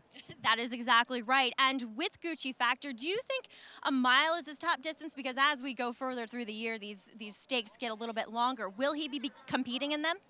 Yeah, I mean, I think, you know, you've got the Poker back in 3 weeks. You've got some other races, New York bred, which come back later on. At the moment, let's keep all the options open. But I think he could go a mile, mile 16, mile 8, you know. He's a fun horse. A 6-year-old hitting his best stride. Congrats here, Christophe. He's by a funny sire too, you know, Gioponti. So Oh, that one? You're familiar with that horse. he's actually the closest I've ever trained to Gioponti physically, you know. I like it. I agree. All right. Christophe Clement, very familiar with the pedigree of Gucci Factor, guys. Yeah, son of the great Gioponti, who, of course, Christophe trained and was an exceptional runner. As we get a look at the winning rider there, Jose Ortiz, who came and run down Mo Maverick, the front runner speedster, tires late. Well, and listen, he still ran. I mean, he except for the winner, he outfinished everybody Yeah, else. that's true. So, you know, he's a nice horse, and speed is always dangerous. The Mike Lee, we continue with stakes action on Big Apple Showcase Day. Here's 7/8 of a mile for 3-year-olds, and bank it. Wow, 10-1 morning line coming out of, well, he was on the Triple Crown Trail for a while for Steve Asmussen. 3-1 from that 10-1 morning line. Yeah, we put, right before we came on, Richie goes, we got a crazy horse in this race. He goes, I like the 8. I go, I like the 8 too. So maybe somebody heard us and made a big bet 3-1. But there's a lot of pace in this race. Look for this horse late. Well, earlier today, there was a ceremony that this guy right here did a tremendous job presenting. It was a Mike Venezia Award. It is handed out annually by the New York Racing Association to honor a jockey who best exemplifies extraordinary sportsmanship and citizenship. Honors the memory of Mike Venezia, who lost his life in a racing accident back in 1988, who, Mig, I know you were good friends with. You won this award as well back in 2003. And it means a lot because your fellow riders are the ones and the fans that vote on you. And Mike Venezia was just such a profound impact on all riders of his generation. He was a tireless advocate for the Jockeys Guild. He was a fierce competitor, and that's the one thing I think gets lost when everybody talks about his sportsmanship, what a great family man he was, is that he was an amazing rider. I mean, he actually fought it out every day with the likes of Angel Cordero, George Velasquez, riders of this ilk, and more than held his own. He was a tremendous talent. Well, I think that gets lost a lot in sports now that we live in 2019, is that when you're come home and your baseball team lost 17-0 in 2019, they would say, hey, it's okay, we'll get him next time. Well, when I was born in 1990, my dad would have smacked me in the face. It's a different game. It's a problem. They keep the score for a reason, so I think fierce and being competitive is a big part of life. He had over 2,300 victories in his career. Javier Castellano, this year's recipient of the Mike Venezia Award. It's a very special day for me. I am so honored to have been chosen for this award. This award is special for many reasons. To be a part of the tradition of the jockey, they are good role model and ambassador for the sport. I want to say that's an honor to be here with the Venezia family. Thank you for the New York Race Association for continuing this tradition. I believe it's a great art for sport to honor Mike and his family. Thank you to the fans for support me always and voting for me as the winner. Well, Javier Castellano, what an incredible career. Hall of Famer, 4 years in a row, won the Eclipse Award, but he is a tremendous person as well, well-deserving. Very well-deserved recipient of this award. And, I don't have much out for my riding career, Paul. I just, it was time to turn the page when it ended. But I have my Mike Venezia Award, my George Wolf Award, the Eclipse Award, and the Breeders' Cup Trophy, and that's it. No, I'm with you. It's a nice little shelf. Yeah, and that's an awesome shelf. Listen, I've been to All-Star games. People always call me 4-time All-Star, and sometimes it will bother me. My best award is I won the Roberto Clemente Award one year for the stuff I did off the field, and that awesome. Tops everything. That tops everything. It does, because you know what? People look at you a certain way when you're on a stage, and you gotta learn how to do it the right way. Yeah. Well, congratulations again to Javier Castellano, this year's recipient of the Mike Venezia Award. We're going to take a break. More stakes action on the way here on this Memorial Day. When we return, we're going to have the story of a mare purchased for $250 at a racetrack at Seoul who became an American hero.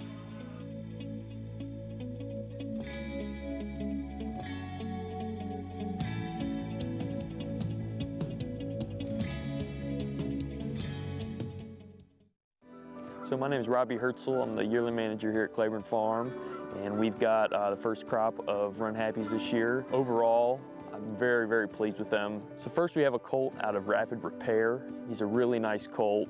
Very happy with how he's come along as a yearling. So there was a lot of demand for the weanlings last year. They sold for over 6 times their stud fee, and we're really excited for the yearlings to come through the sales, and we're expecting big things from them. Runhappy, standing at Claiborne Farm.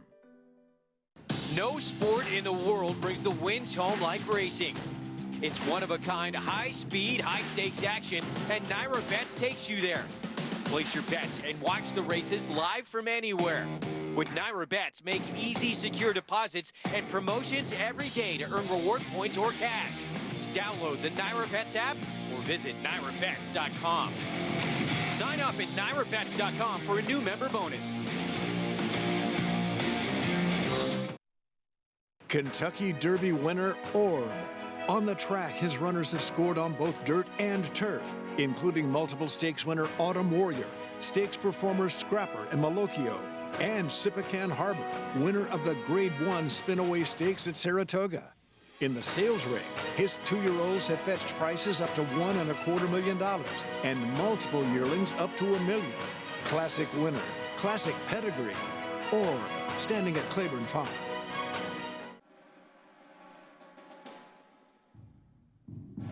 Reckless was bred to be a racehorse, but sadly she never had a chance to race because her 2-year-old season, that's when the war broke out and racing was suspended.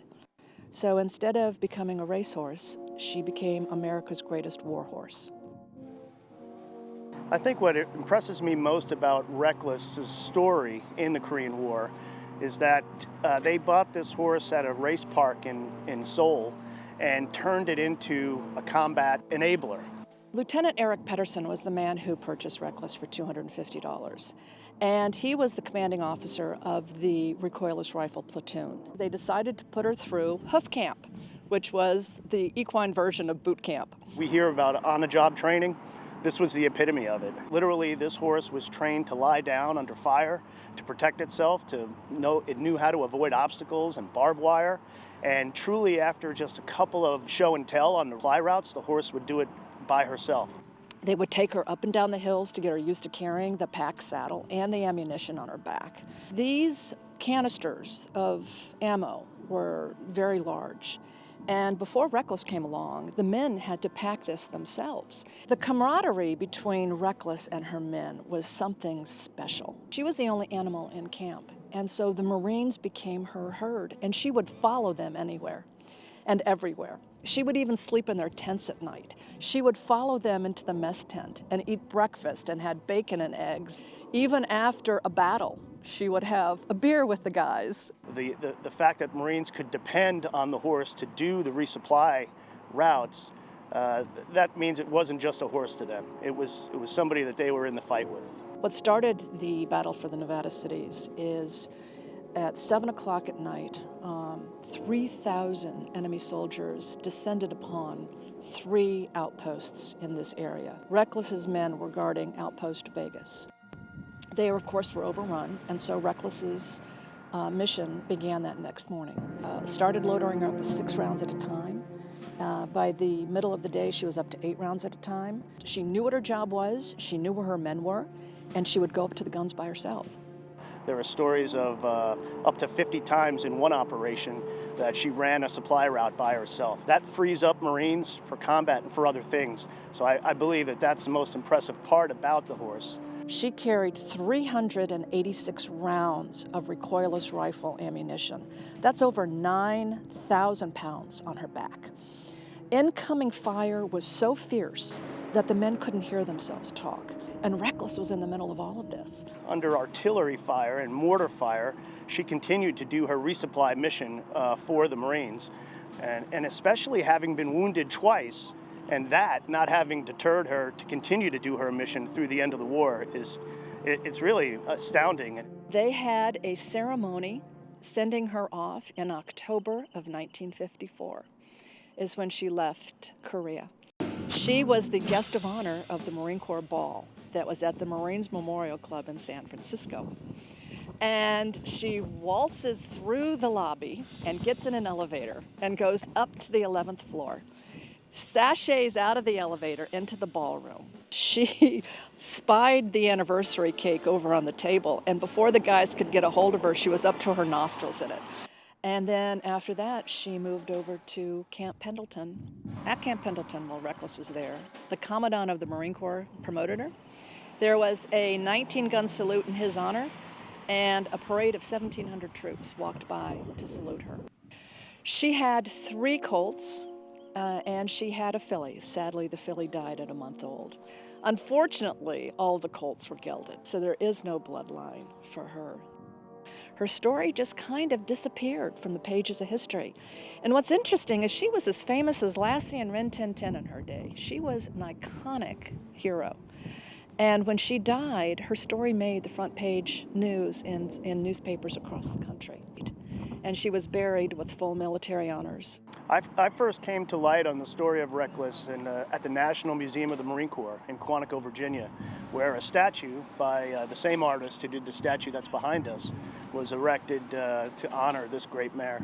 I think Staff Sergeant Reckless's legacy is going to be that the courage and the dependability that she showed in combat made her truly what the saying is, not just a horse, but a Marine.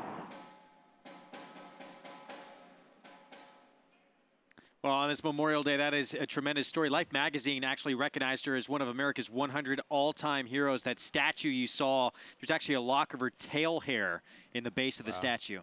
It's a fantastic story. You know, horses have helped us win wars, you know, totally build our civilization. Without horses, we'd be so far behind, and they're still bringing us enjoyment, Paul. Should be a little group with 4 letters in it that should really watch that over and over and over, that they were in the Civil War and were war heroes too as well. And actually bred to be a racehorse too, and never got that opportunity. Wound up accomplishing so much more than she ever would have on a racetrack. We have the Mike Lee coming up next, and tremendous race that we're going to talk much more about this field coming up in just a moment. Right now we go to Maggie Wolfendale.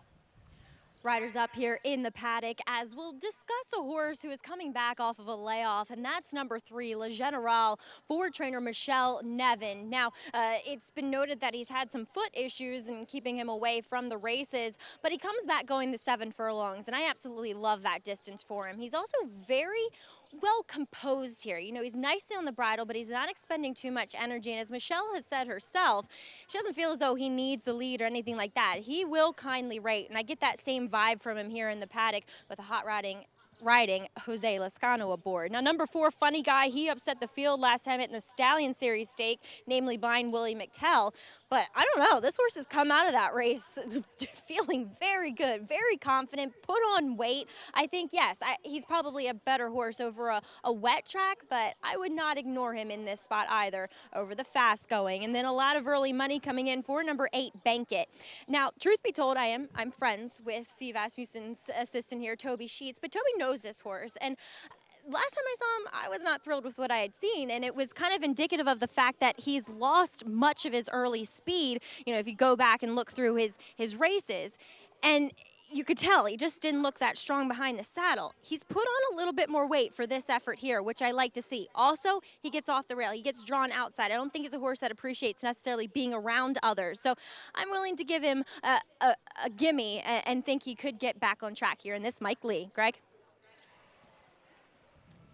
Maggie, thank you. We've been talking about Central Banker all show long. This is the son of Central Banker, and Maggie brings up a good point. He used to be a flat-out speed sprinter.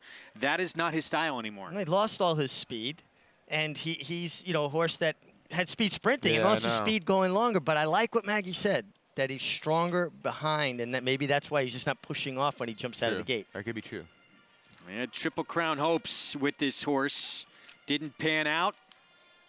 Now here on Big Apple Showcase Day from a 10-1 morning line, he's the favorite at 3-1. Here's our post parade. We start with Just Right. I think an improving 3-year-old here for Todd Pletcher, comes off a big win.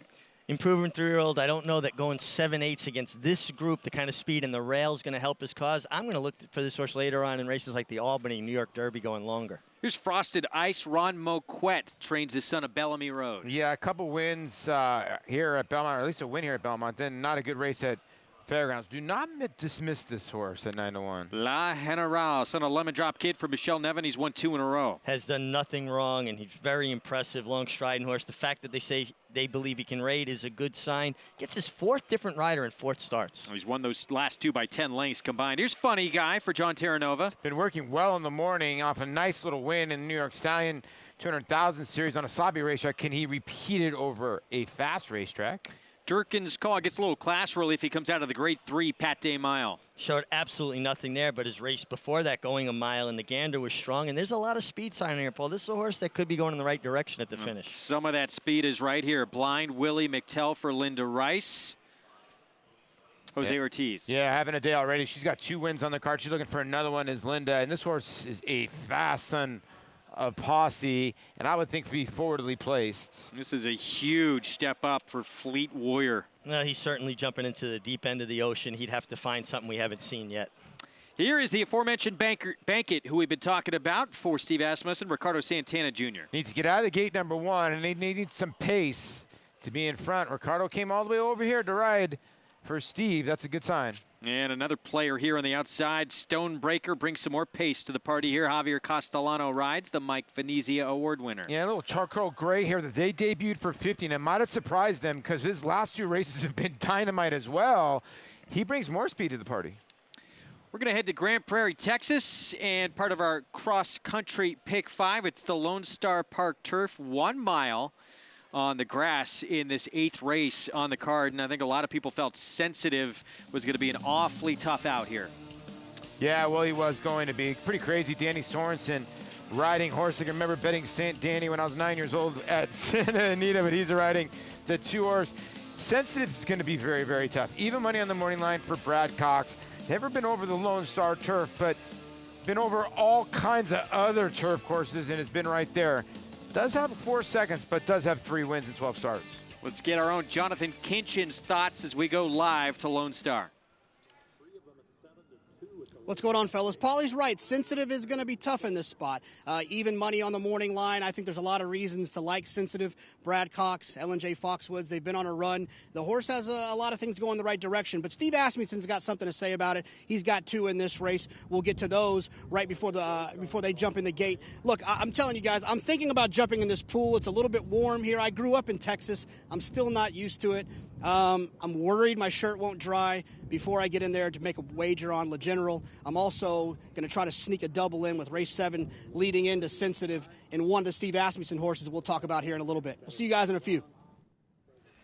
Just make sure you drop the mic before you jump in the pool. We don't want to get electrocuted. Yeah, exactly. A door in there for Steve Asmussen might be the one he's talking about. That's the horse I like in there. I thought Terra's Angel on the rail as well faced Susie B, who's actually a multiple stakes winner on turf, including multiple wins at Gulfstream Park. Intriguing from the rail. Well, you know, you want to save ground. I like inside draws. The only I can't get past just how far this horse was beaten by Adore, and Adore is 10 wins from 22 starts. I like horses that know their way to the winner's circle. Another look at the odds. And Sensitive faced Touring Dancer, who has actually won 3 of her last 4 for Phil Diamano. Before that, faced Beau Recall, who just ran 101 Buyer speed figure, a multiple grade 2 winner. That's tough company. Yeah, the wild card horse is the 9. It's going to be the first time on the turf because the dirt form's okay, you know, and it seems like she's a filly that's getting better. But if she can transfer to turf, we'll see today. Back here at Belmont, getting set for the Mike Lee coming up. We're 5 minutes to post as we look at Todd Pletcher's son of Into Mischief here, Just Right. And Just Right, bred by Barry and Cheryl Schwartz, just about an hour north of Belmont Park. Beautiful farm there. And they have been just world-class breeders and owners in New York racing for the last 40 years. Yeah, she ran for what? Or he ran for Purse Money Only, crushed the field. He was able to rate and get to the outside. He's also won from the inside. He's a really funky horse. I mean, 10-1 in this field. It doesn't seem like a 10-1. Seems like a big price, doesn't it? Yeah, he seems like he's a player in here. I mean, this is a really tough group in here. I mean, it looks like anybody can win. Son of Big Brown here, Funny Guy, 9-2 on the board. Rajiv Mirage gets the return call and was a winner last start on a sloppy racetrack. And Funny Guy, you know, he's certainly a horse that is going to get pace to run at. And I was talking with John Terranova down at the sales at Timonium last week, and he said this horse really turned a corner. His last work, he showed like another dimension. He thinks this horse is coming in this race better than the last one. Will his form translate to a fast track? Yeah, they're not betting him at the window, which I don't get. And look at the numbers, 31 to 60 days. He's 30% on this move, so you're right. He could be getting better, and it looked like Rajiv Mirage had a nice little bet there because he acted like he won the Derby there. That horse that he put away, that was Blind Willie McTell, who is the 6th horse in today's race, and it's Blind Willie McTell who is slightly the better price. They're about the same number on the board, and there is the horse that he beat. Yeah, what do you do with this horse? It hadn't been out since, January. Did he tire? Well, I think in this company, you need to be at your best, Yeah. and I question if he can be at his prime for this race. 9-2 on Blind Willie McTell. Jose Ortiz will ride. Let's go to Maggie. And let's talk about some big warm-ups, guys. Blind Willie McTell, he had a big one here for Jose Ortiz. And as you guys were saying, I think you have to be at your best. But last time, The pace was pretty hot, considering he was coming off of a bit of a layoff too. And furthermore, it may have been we'll see. He may have actually preferred that track compared to a fast track. Him and Funny Guy had that same sort of look. Now, I don't think he gets better as the distances get longer. He's very short coupled, very stocky. He's gotten fairly warm here, which is something I haven't noticed with him in the past. I don't love to see that as we're trying to get more ground. And, you know, going back to number 4, Funny Guy, who's going to be my pick. I mean, I said it in the paddock. Richie said it when talking to John Terranova. This horse has really come out of that last race, which was a win, doing better. He's put on more weight. He's got this swagger about him. Yes, he's gotten a little warm here as well, but he's been high energy, and he warmed up beautifully over this fast track. That's going to be the main question he has to answer today, at least in my book. He gets the right setup, but is a fast track a detriment to him, and does the wet track move him up, Greg? Yeah, we'll see. His best performances, at least in terms of victories, have been on off tracks so far. Yeah, but it's interesting when a trainer sees that kind of improvement, Paul, on a horse, and he feels like he turned a corner. And I think his style suits the projected pace of this race. That's why I don't like Blind Willie McTell. He should improve after having the run in April, but now he's got to go a 16th of a mile further, and he's going to face heat. And I don't see him being, you know, a horse that's going to rate from off the pace. Yeah, and the surprising horse to me, as you see of all of our selections, is the 10 is your favorite. We haven't really talked much about Stonebreaker for Verratti Valente, Gary Gullo, and Javier Castellano looking for another one. But a pretty sharp Gray Sun right there he is of Escandarea. It's done just about nothing wrong. Yeah, and he's gotten left in a couple of his starts where he's broken a tiny bit flat-footed, so I think he can rate. Well, Maybe and being outside gives him that opportunity. option, yeah, you know, right? There's plenty of run to the far turn. And the fact that he's the favorite might just be that I saw Roddy up in the Belmont Stakes room. And he could be firing, yeah. He's got a bunch of friends with him as well. So Roddy Valente, owner and breeder of Stonebreaker. It also does look like the rider's talking to the vet, and he has been warming this horse up extensively. So I wonder if this horse is warming up okay. Yeah, one thing they will do is... So take us through the process there, Richie. Which has happened? Well, it looks like they just, he's a late scratch on He's advice going of the back to track the barn. veterinarian. He's going to go back to the barn, and it could be something minor. It doesn't have to be anything really serious. But these are the protocols in place to ensure equine and rider safety. That if there's any question at all about a horse's physical fitness or soundness, they take him out. There'll be another day. They'll take him back to the barn. They'll check him out. And, you know, he'll live to fight another day. The worst thing you can do is make a horse that maybe potentially has a problem run. That's when we have catastrophic results. And in New York, they're second to none in safety protocol. So Stonebreaker will live to fight another day. Going back to the barn, Javier Castellano felt something amiss right there. And a lot of times, too, it is the rider, right, who feels something wrong in the warm-up? Absolutely, because sometimes, you know, people on the ground can't see something, but the rider, being the pilot, he'll feel a little something off, and he'll warm the horse up. And sometimes they come out of it because they're athletes and they need to limber up, and sometimes they don't. And when they don't, that's when it's a concern. You go to the vet, you have a conversation. And like I said, in New York, they don't hesitate. If it's the right thing for the horse, they do it. That's Dr. Veterosa there, the chief examining veterinarian. And, you know, sometimes the connections get upset, but most people look at it logically and go, you know what? As long as the horse is okay, we can figure it out. There'll always be another race. You can't replace the horse. So you have to be just as dialed in, really paying attention to your horse in the warm-up as you are in the race. Oh, absolutely. Again, a lot of times riders, the first time they're sitting on a horse is when they're riding him for the first time. Javier's never ridden this horse in a race. I don't know that he's ever worked him. So now he's warming him up. You ride so many horses, Greg, you've got to be able to feel that rhythm, that balance, that a horse is hitting the ground properly, because you don't want him leaving the gate going 40 miles an hour if something's amiss. So now with Stonebreaker coming out, so late scratch, he's quick. We know he had some issues getting out of the gate, but he did have speed in here. With his speed gone, what does that mean for this race? I think it helps Blind Willie McTell immensely, because he's got not real speed outside of him now. He's going to get comfortable 1-2 the right way. Yeah, it's true, because if Bankit doesn't get out of the gate, the 8, and who sort of lost his speed over time, we might be looking at 6-3, 3-6 staring at each other, and they could slow it down enough. They might have to, but Blind Willie McTell The issue's going to be getting that last eighth. Yeah, but he's the beneficiary of this scratch because he really should get a softer scenario than he expected to face heat from the outside, and that puts a horse under pressure. So I think he's definitely helped by the scratch. You think about it like this. You're on a runway, and the pilot comes on. He says he's got to go back to the terminal because something's not quite right, to indicate a light's on. You don't want him taking off if there's any doubt about the soundness of that airplane. Well, it's the same thing with a jockey and a horse. And for people that may think that we don't care about these horses, they come first 120% of the time. They are the stars, as are the riders, but certainly it's about the horses first and their health and safety. Do you know who this race is named for, Mike Lee? He was a sports editor at the Long Island Press for 40 years. Just a little fact there. And his son, Jack Lee, yeah. Did he called the races at Roosevelt, and I actually bought a piece of property on that raceway, which is pretty cool, which is owned by Mr. Michael Dubb, which we all know has been on our program I love a couple the connections. The leading owners year in and year out, on the NYRA circuit. So with that scratch, the speedster left in the field has become the favorite. The 6 Blind Willie McTell. Can he go gate to wire? Can he get the extra furlong or half furlong? We will find out. You're watching America's Day at the Races. This is the Mike Lee on Big Apple Showcase Day. Let's send it upstairs to the voice of New York racing for the call, Larry Collmus. Bankett is coming up to the outside stall here to complete the line. Steps forward and in. They're all in line. They're off in the Mike Lee. Blind Willie McTell, sharp from the start, and out to the front with Le General going right with him. These two out for the lead together, and then it's Just Right, followed by Frosted Ice and Fleet Warrior on the outside. In behind them is Funny Guy, who's about 4.5 lengths from the front, clear from Beckett and Durkin's Call, who trails the field.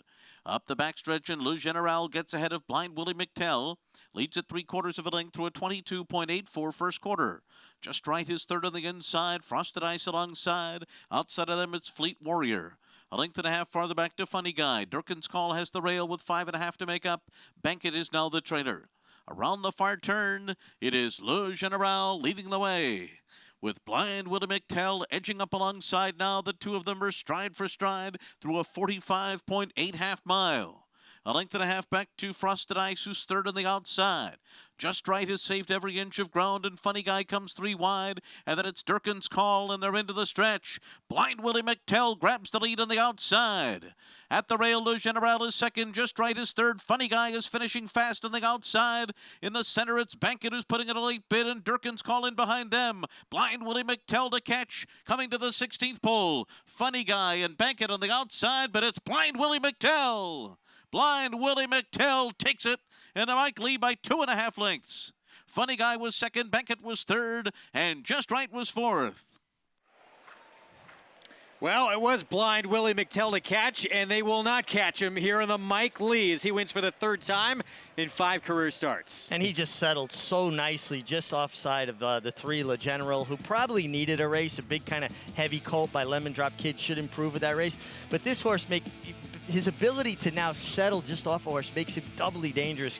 He breaks from the gate like a scalded cat. I mean, he jumps out of there as fast as horse can, but then he settled this time, and without any heat from the outside, it certainly made his life a lot easier. Yeah, you make a great point. When the 10 got scratched, he was the biggest beneficiary of it. I'll tell you what, the 8 starts to run on here. Both of these horses start to run on here a little bit because the 4 Funny Guy was weaving in and out of traffic. I thought he ran a really good second here because these two horses were the only two that made up any ground in that pace collapse. So Blind Willie McTell was very, very good. I know Linda's upset. I mean, okay, can't be upset. That's her hat trick today, right, Wolfie? That's her 3rd today, if I'm not mistaken. So, by the way, Blind Willie McTell goes off as your favorite. So if you did have the 10 in the pick 4 and the pick 5, you get this horse home for you. Yep. And very close for second. It looks like Funny Guy does get second, just barely over Bankett. But Blind Willie McTell never hurts to get a little lucky late with a speed scratching out of a race, but lights out performance. Well, lights out performance. I mean, let's not take anything away from his performance. He might have done the same thing even with Stonebreaker in the race. 121 and 2. I mean, he finished the deal, and you've got to think the way he ran today, Paul, they got to at some point step out and try open company. Yeah, I'm with you. He's very talented. This is going to be very interesting. what they do with them. Like I said, Linda Rice is loaded for bear, and she's having, like I said, a hat trick of a day. Well, funny guy got the best of Blind Willie McTell last time out on a sloppy track. Today, Blind Willie McTell turns the tables and gets back in the winner's circle. Linda Rice, Jose Ortiz, Gerald Zaro. Your winning connections. We still have our feature, The Commentator, to come. Stay with us.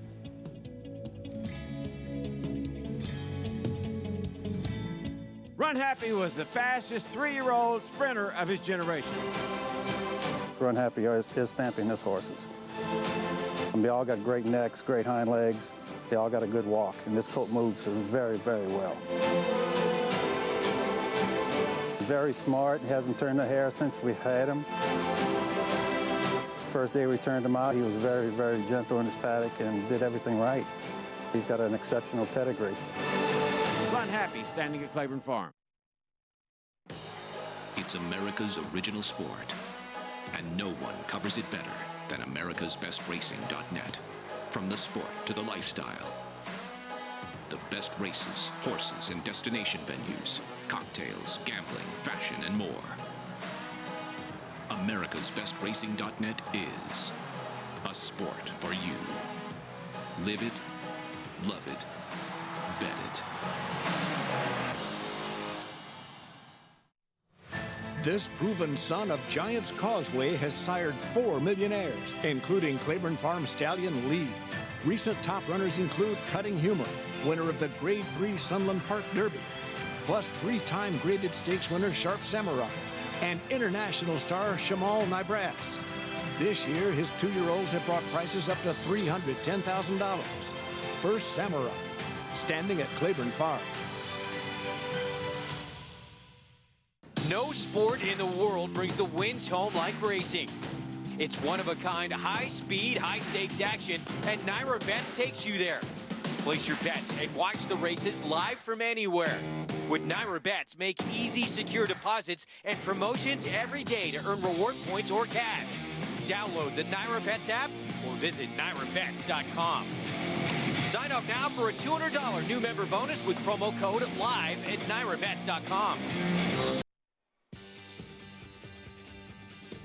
Back on America's Day at the Races, and we have our feature race still to come. That is the Commentator, named after that tremendous New York bred for Nick Zito, 2-time winner of the Grade 1 Whitney. We'll set the stage for that race coming up in just a little bit. There's a look at giant expectations for trainer Peter Erden. His last win coming in December 2017. That was in the Grade 2 San Antonio. He's not ducked any competition in his career. Back in the Mike Lee, it was Blind Willie McTell, and Paulie, you were right on it. Linda Rice, 3 wins this afternoon, and Jose Ortiz having a big day as well. Yeah, Posse out of a flatter mare, Bull Child. We think of Posse as Mind Your Biscuits.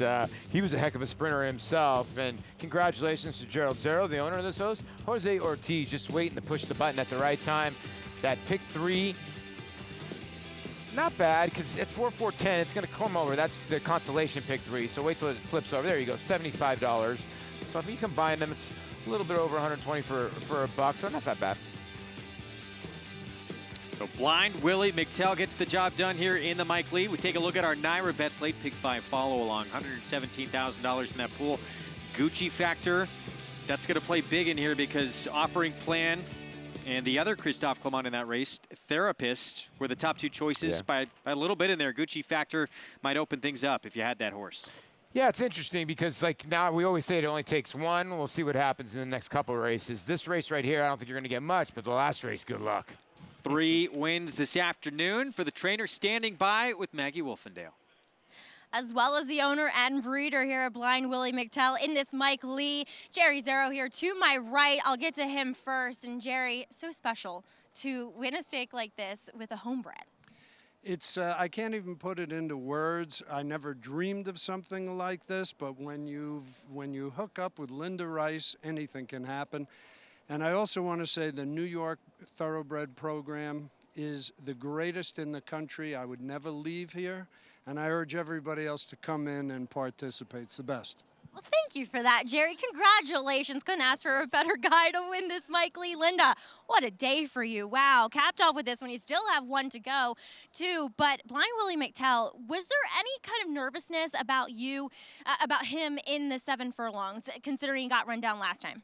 Yeah, you know, last time I think he needed the race. He'd come off of a little bit of an injury in the Stallion Stakes, and Jerry and I were a little disappointed, but we felt that he needed the race. We had a better chance today, but this was a very deep field, and we were a little concerned about the 7 furlongs, but he's rated nicely in the past. Jose had ridden him in his first start of his career, so he knew the horse, and we were thrilled with the way he ran. Linda, I want to flash back really quick to the Bowery, a newly minted 3 for 3. She showed a new dimension today. She's special. Yeah, we really think she is. You know, she'd won 2 races in the mud, 2 races on the lead, but today she really, you know, she was covered up. She wasn't in a great spot most of the way, and she withstood some traffic and some dirt, so that really opens things up for us. I was going to say, both horses, do they stretch out? I think they do. You know, I just spoke to Jose about that. You know, I don't know at 2 turns, but I'm pretty sure Blind Willie McTell will get a 1-turn mile, maybe a mile and a 16th. The other filly, I think, has a stronger propensity to go 2 turns, but we'll see. Time will tell. All right, Linda. New York Triple Crown. We got 1 leg, 2 to go. I love it. I love the challenge of this New York Triple Crown. Guys, congratulations. Thank you. Thanks so much. That is a tremendous trainer right there in Linda Rice. And how about that for Jerry Zero? Owns and bred this one as well. Well, I think that's just got to add so much to it, you know, to come up with the idea to breed this mare with that stallion and create this life and then raise this foal and be rewarded with a horse like this. Congratulations to the connection. Pretty cool stuff. It's almost like a baby anyway. They're part of your family, and this is even more part of your family this way. And there you see the cross country. And yes, giant expectations. A horse that has not won in 2 years, but 2 of the 4 wins are here at Belmont, is getting played, and is actually very, very heavily favored in the exotics too. Oh, he's faced Arrogate, City of Light, Battle of Midway, Accelerate, Gun Runner. I mean, he has not ducked anybody in his career. We'll see. Back to the scene of the crime, where actually broke his maiden in his debut against New York Breds, and it's been a while since he's visited the winner's circle. This may be helping him get right back there. Well, he gets back to Belmont where he's 2 for 2. He gets back with New York Breds where he's compiled a fine record, and he puts blinkers on. That's the part that worries me, because he's a horse that can act up at the gate, and I hope the blinkers don't turn him on too much. Well, this race named after one of the great New York breds of all time. He was trained by Nick Zito. Our colleague Gary Stevens was aboard this performance in the Whitney back in 2005. 3/4 by Commentator in 109 3, and St. Liam to the attack with 3/16 to go, but Gary Stevens has something left with Commentator. They're holding on grimly, trying to get it out for another furlong. St. Liam's in an all-out drive, but he's still a length and a half behind in second. Farther back swing for the fences, down to the finish. Commentator, St. Liam surges. It's a photo that goes to Commentator. Commentator won it. Brilliantly ridden by Gary Stevens, defeating St. Liam by a head at the wire. A breakthrough victory in the Whitney here for Commentator. Well, that was Gary Stevens' first time riding Commentator, and that was holding off the eventual Horse of the Year. Yeah, pretty good. Breeders' Cup Classic winner, St. Liam. I mean, like, and a real horse in St. Liam. Yeah. I mean, like, let's be honest, trained by Rick Dutrow. Wow, Commentator was wickedly fast and had, we talked about cruising speed, that he had a high cruising speed. Nick Zito called it, and he'd won a couple of Kentucky Derbies already. The most important victory of his career. He was struggling a little bit at that Saratoga meet, and just a couple days later, he's going to be inducted in the Hall of Fame. Winds up getting that Whitney win. That was huge. Of course, he would win it again with the very same horse 3 years later. What a horse he was. The man who was aboard that victory, of course, was Gary Stevens. Commentator was an unbelievable horse, and I remember in the Whitney Stakes when he put on the performance and beat St. Liam. it was a special day. I'd worked him about 6 days before the race in company, and I learned that he would only go as fast as a horse outside of him made him go, but he didn't want to let anybody in front of him. I told Nick Zito before the race what my plan was, and that was to take it to him early. Unfortunately, I was able to slow him down enough through the first half mile and just let him keep creeping. Very free-running horse. Got the 3/4 of 109. And when St. Liam came up to him at the quarter pole, the damage had already been done, and he just sustained his run all the way to the finish. Unbelievable horse. Gary, all the great ones are like that. I mean, Tiger Woods is like that. He can recall every big shot he hit in a major championship win. Gary can just rattle off fractions in all his biggest wins of his career. Well, I think any athlete, you get this picture, right? I'm sure there's, you can remember every at-bat and every big moment, every big game. 100%, yeah. I can't even remember what I ate 2 days ago, but I can remember when I hit Randy Johnson and all those big moments you have in front of whatever. Gary always puts everything into a picture so great when he rides the horses like that, but you could just tell the whip's overrated. He's the commentator role, but to hold off St. Liam, and at the end of that race, St. Liam was never going by.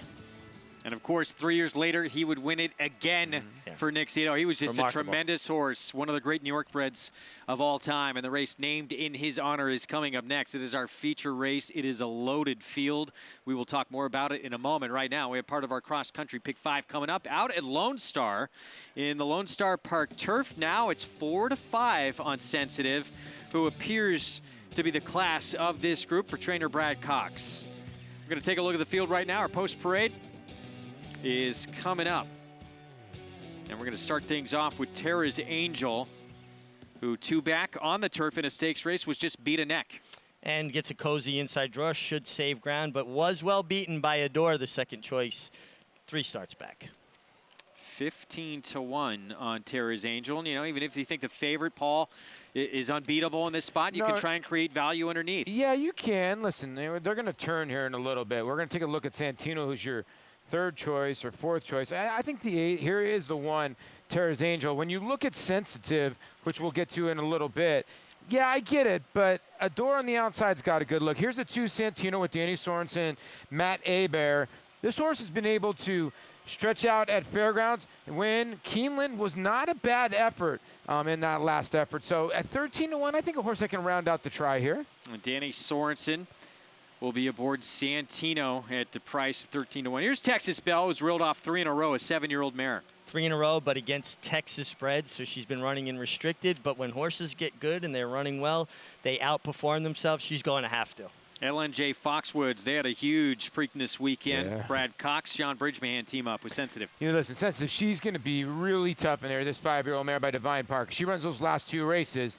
But she does like to check in second here and there, so maybe she can get upset. 5 horse went by. That was Hayflow. Here's the 7, Rusalka for Tracy Glover. It just feels like this horse is outmatched here.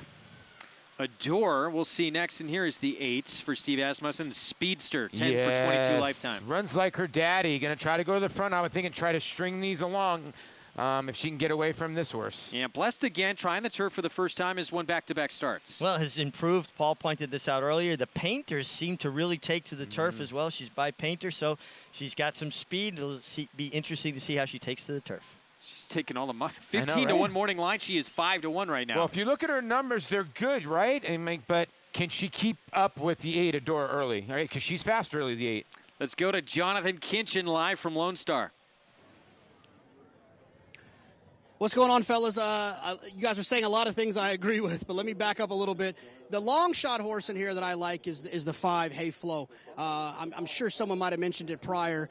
Hayflow is a half to significant form as a horse that our NYRA fans will be used to seeing. Horse is running some really big races for Chad Brown in New York, going 2 turns, going a route of distance. I think Hayflow is one that I think could stretch out successfully. Most of the races have been sprinting. But at 17-1 last time I looked at the board, this horse makes a little bit of sense, I think, underneath. Now, look, I'll be honest with you. I don't really have a great opinion when it comes to horse flesh. But what I looked at on the racetrack just now, Sensitive is a monster. She's like twice as big as the rest of these horses out here. And typically, I leave the horse flesh stuff to people like my buddy Richie Migliore. I don't really know what I'm looking at. As long as I got 4 legs, I'm willing to bet on them.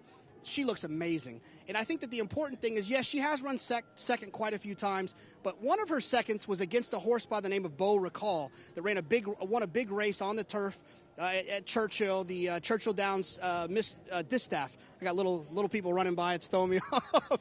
But she was very, very impressive in that race, and I think she's going to win this race. She's a big favorite here for a reason. Adore obviously makes a lot of sense, but you got to take a stand. You can't use two favorites. The favorite that I'm going to use is Sensitive. I'm going to try to hook up Hayflow underneath a little bit and see if I can't cash a ticket or two before I jump in that pool you guys saw me in front of earlier. Believe me, we want to see that too. If that happens, we're going to get that live on camera. Beau Recall, who he was talking about, who won the Grade 2 Distaff Turf Mile, she was only beat a half length by her. If she was in this field, she'd be 1-9. Well, that's a great point. No doubt about that. It'd just be interesting to see, though.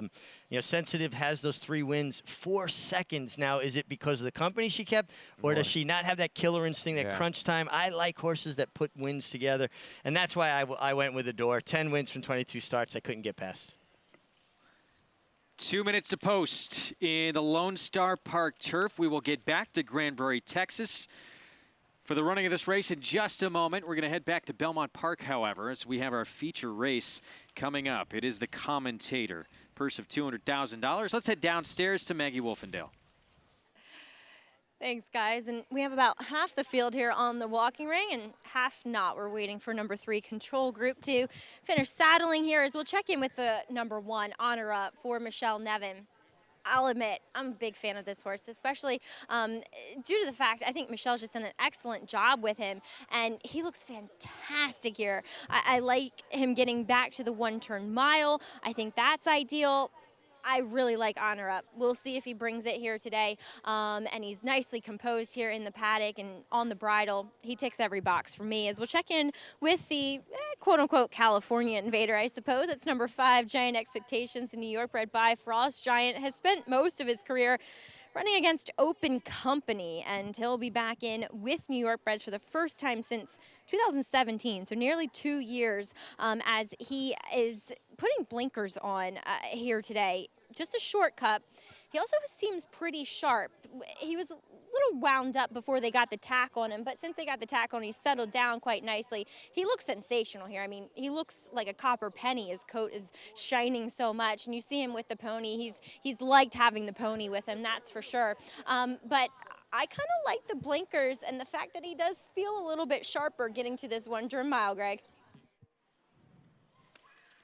All right, Maggie, thank you. As we get a look at Jose Ortiz hopping aboard Giant Expectations, who, again, we talked about, undefeated here at Belmont, 2 for 2 when he was back in facing New York breds in his maiden win and his first level allowance victory. And he was very impressive in both his starts here, facing much lesser company than he's facing now. This is a really tough Commentator, addition of the Commentator, I should say. I'm going to keep an eye on Giant Expectations in the warm-up and on the way to the gate because he's a horse that can get hot and he can act up at the gate. And I just, again, I'm going to be looking for those blinkers and what they actually do for him. All right, we'll have this post parade coming up momentarily. That's a look at Honor Up coming out of the Grade 1 Carter. He was less than 2 lengths behind just a world-class runner in World of Trouble. Major player in this race, although he's above his 7-2 morning line. He's 9-2 right now. We'll get back here to the Commentator in just a moment. First, it's the Lone Star Park Turf coming up, and Jonathan Kinchen seems to tell everybody it's all systems go here for Sensitive from what he saw on the racetrack. Well, I love that he's looking at horses as well, because if you can incorporate what you see physically from a horse with your handicapping, it just makes your arsenal that much stronger. I agree. I mean, he's trying to get a horse underneath at 17-1, and I like guys that like to think outside the box. He's very good at that, so he's going with the favorite. He's against the 8. He's against us, and he's going to try to get the 5 underneath. So why not? And the 5's probably going to be ridden like that, I would think, not trying to win the race, going to sit back and probably make one run. Let the other ones do the dirty work for him. We'll see. Or for her and try to get placed, 18-1 here on the stretch out, the 3-year-old filly. Hayflow. So we'll get back to this Lone Star race in a moment. We're going to get you this post parade for our feature race here in the Commentator back in Elmont, New York. And we'll start things off with Honor Up again, exiting the Grade 1 Carter, in which he finished 3rd.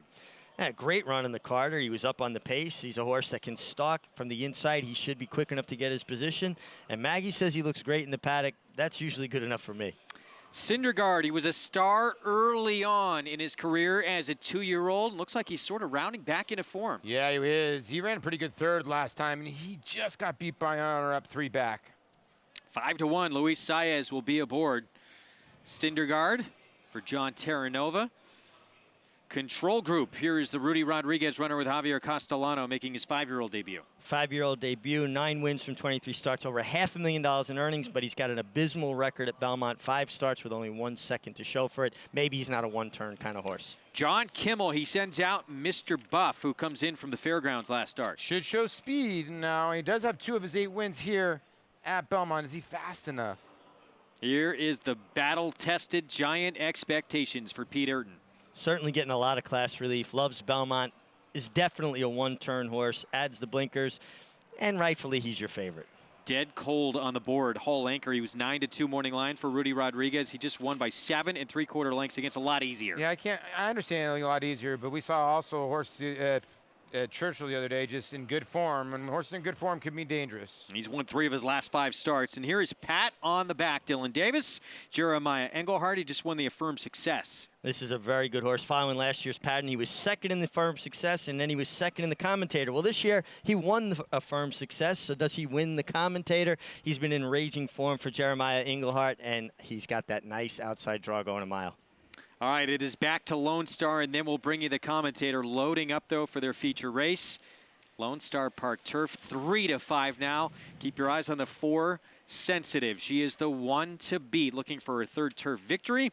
Here's the feature from Lone Star Park. The load is Sensitive. 8 of them, they're all in line. A-Flow was a little fractious in there. Getting set here. Lone Star Park Turf Stakes, and they're off. Texas Belle with a good start. Adore moving up on the outside eagerly. Tara's Angel well placed right on the inside. And here's Blessed Again. Up from the outside into second with 1 lap to the finish. Adore has the lead, then Blessed Again. Texas Belle from between, and Tara's Angel in the red. Right on the inside, right in behind the leader, Adore. Sensitive is placed 5th on the inside around that clubhouse turn, followed by Rusalka to the outside, who is next in 6th, and then comes Hey Flo and Santino at the back of the field. Santino a path off the rail and some 10 lengths from the lead of Adore and Richard Aramia, who lead the way onto the backstretch with Blessed Again in pursuit. Tara's Angel, well placed on the inside, is racing in 3rd. Texas Belle has an outside path in 4th. Sensitive remains inside in 5th here, some 5 lengths off the lead, just inside of Rusalka. Then comes Santino and Hey Flo. They advance into the far turn with Adore in front here by 3 parts of a length. Adore leads the way with right to the outside. Blessed Again still in pursuit. Blessed Again has been right off Adore as they race here to the top of the stretch. And right on the inside, Tara's Angel awaits clear sailing. Texas Belle 3 wide. Here comes Sensitive with a 4 wide sweep. And Sensitive is underway on the outside. Has got to get to Adore. Tara's Angel right in there 3rd. It's Adore with the lead through the stretch. Sensitive trying to catch her here in the Lone Star Park Turf. Adore, Sensitive on the outside. Adore, Ultra Game on the inside. And Adore is going to take the inaugural Lone Star Park Turf over Sensitive. Tara's Angel was 3rd and Santino 4th. Jim Byers with the call. It is Adore with the upset in the Lone Star Park Turf. She is now 3 for 4 on grass. Yeah, and listen, good job by Richard Aramia. He was able to slow it down and had enough left. And let's be honest, the 4 does have a little hank. We were wondering if she'd been facing tough competition. Yes. But she ran into a nice horse, too, in Adore, who's, like you said, Richie likes to win races. That's her 11th career win. This is the 5th second for Sensitive, who's not only sensitive, she's polite. She said, no, after you. Allergic to the winner's circle. 8-4-1. Adore 7-2 gets the win with a mild upset there in that stakes race from Lone Star Park out in Grand Prairie. As we get back to our feature here, the Commentator at Belmont Park. And 9-5 favoritism on Giant Expectations, taking plenty of play for trainer Peter Urton. Blinkers on. Let's go downstairs to Maggie Wolfendale. And guys, as as Richie was saying, Andy's down here in the winner's circle with me. I can't get away from the guy. Giant expectations. Sometimes he gets a little wound up. Now, you guys might actually have a better vantage point than me being up on the 3rd floor. I can't see much, but then again, when he came out here onto the track, he did seem okay. So it doesn't seem as if he's getting too wound up pre-race. But I want to talk about number 7, Pat on the Back. He is second off the layoff, and he surprised me. I think he surprised Jeremiah Engelhardt as well, coming back and getting the win at a distance that's likely too short for him. Also over a sloppy track where he's shown he doesn't really like it that much. And he got up. I mean, it was really, really a good effort in my book, and I thought he would need a tightener too coming in off the bench. Well, that race has moved him where he needs to be, and I love the 1-turn mile for him. That's just absolutely ideal.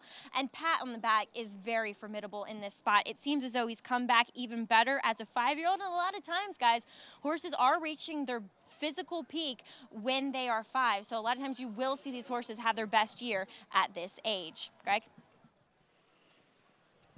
All right, Maggie, thank you. I'll say this for Pat on the Back, and some of these you could certainly dismiss because off a win a couple times back, he went into a grade 1, but he's not a horse that strings together a lot of back-to-back wins. No, but he's consistent. Even when he doesn't win, he shows up and he runs. And, 9 starts at Belmont, 4 wins, 3 seconds, 2/3. He's never run a bad race here. And Maggie brought up a great point. That wasn't really his game last start, and he still won. It wasn't. He got a setup. I mean, the pace was very hot, and it kind of intensified his late kick. But I think he gets a setup today. I love the outside post. I love what I see from him in the post parade. So I'm going to stick with Pat on the Back. And full disclosure, my brother Michael is Dylan's agent, so I got to root for them. The horse is really sharp, man. I know I picked the 5, but. And what do you see here from behavior standpoint? He's acting really well. I mean, sometimes horses go the other way. Blinkers actually give them almost a little bit of comfort where they can't see everything, so their mind doesn't get to wandering so much. But I like what I'm seeing from him. He's acting really good. Now we'll see when he's in the gate because sometimes he will fight the assistant starter a little bit. Paul, on or up, getting 9-2 right now. Yeah, listen, the horse is in very good form. Lost a world of trouble. Have you ever heard of that horse? I mean, pretty good horse. So I just think maybe sits a good trip on the inside. Needs a little pace. Yeah, World of Trouble, equally good on dirt or turf, but a world-class sprinter, and he was not that far behind him in the Grade 1 Carter last time out. Our feature race, it is the Commentator. Can Giant Expectations from Post 5 return to the winner's circle in his return to Belmont Park? We'll find out. Let's send it upstairs to Larry Collmus. Last one to come up is Pat on the Back, who is taking his spot with Dylan Davis in the starting gate. They're all in line. They're off in the Commentator, and Giant Expectations took a stumble out of the gate, and a bad one at that. He's left at the back of the pack as Mr. Buff goes out to the early lead. On the outside is Hall Anchor away, running in second. Cindergaard is third. Pat on the Back fourth by another 2. Then it's Control Group. Giant Expectations behind the 8 ball after that stumble. He's 6 lengths off the lead and leading only on or up the backstretch. So up top, it is Mr. Buff making the pace through a 22.8 opening quarter mile. Hall Anchor 3/4 of a length off of him. On the rail, it's Cindergaard running along in third. Pat on the Back is fourth. Control Group behind them. Giant Expectations 4 lengths off the lead, moving for the far turn. And on or up is the trailer. Mr. Buff is the leader. He ran a half mile in 45.54 seconds. And heads round the far turn in front from Hall Anchor. Pat on the Back and Giant Expectations are moving together. Now they're second and third. Mr. Buff, Pat on the Back, Giant Expectations. After that early stumble is up with the pacemakers on the far outside as they make their way to the top of the stretch here. It is on the inside, Mr. Buff turning for home in front.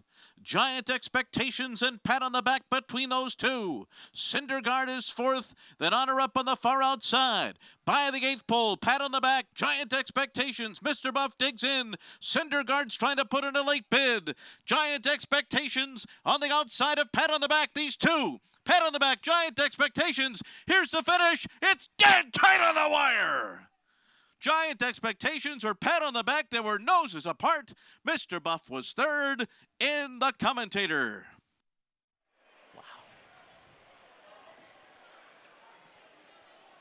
noses apart as we take another look in a moment. It looked like it was pat on the back by a whisker, but what an effort from both these two, especially with Giant Expectations didn't get out of the gate well at all. This was a tremendous horse race. The horse is just throwing it down, and throw in for, Mr. Buff to boot. But I thought originally that the 7 got it. I'm not 100% convinced now, guys. This was tight, and the 5 Giant Expectations fell on his head at the break. He may have been best. I mean, not may have been best. He was best. He was best. Incredible effort. He did. You know what? A great job, and I always give you guys credit. It's amazing. I'm gonna try to look at this for you guys at home.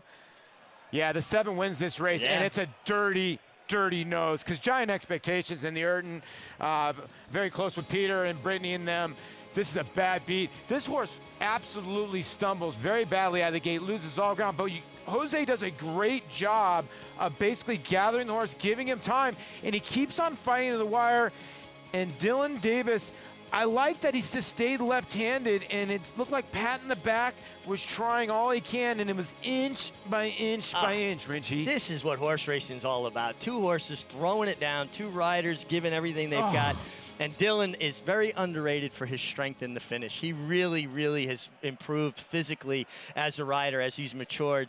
We still don't know for sure who won this, but this was a fabulous horse race. And the one would look like he was loaded on and up, didn't have anything. And give credit to Mr. Buff. He ran good, man. Very good. But there it is, unofficially put up. It is the 7. Pat on the back by a whisker. No one deserved to lose this race between those top 2 finishers. Huge effort from Giant Expectations, who was very likely the best after how he started this race. It makes me want to get my boots and helmet back out, Paul. When you see a great ball game, don't you feel like you want to jump in there again? Yeah, I do, until you play, like, catch one game, and then I'll be icing my knees for about a week. But, I mean, that's what you're waiting for.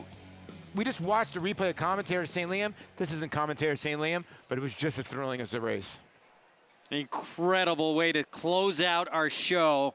Pat on the back.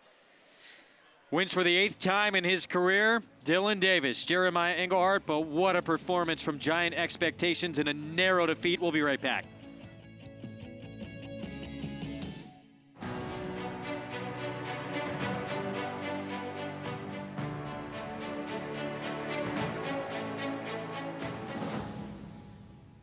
Runhappy is simply super. He polishes off an outstanding campaign with a dominant victory in the Malibu. No medication, no problem. Runhappy, standing at Claiborne Farm. No sport in the world brings the wins home like racing.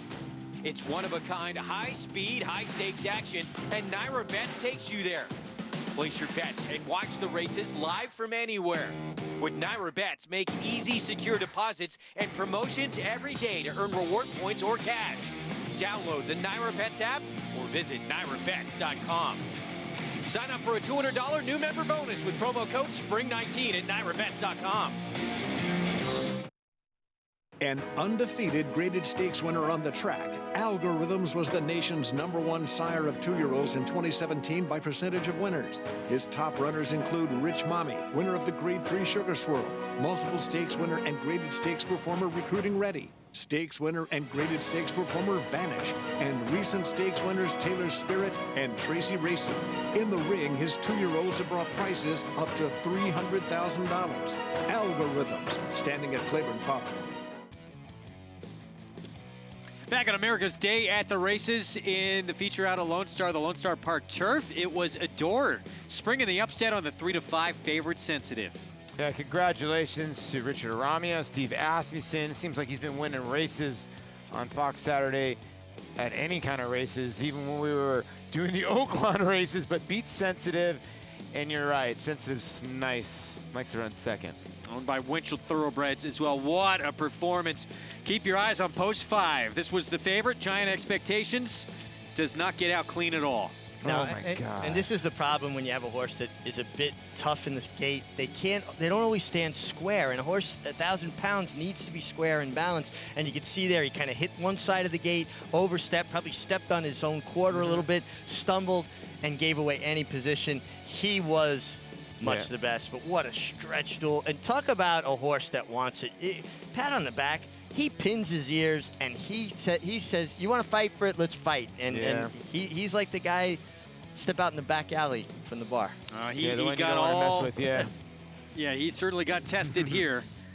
No doubt, Giant Expectations ran the best race in here, but pat on the back, give him credit to hang on and get this victory. He is a fighter. Yeah, he is, and you could tell that he was never going by. It is a bad photo for the 5 fully extended.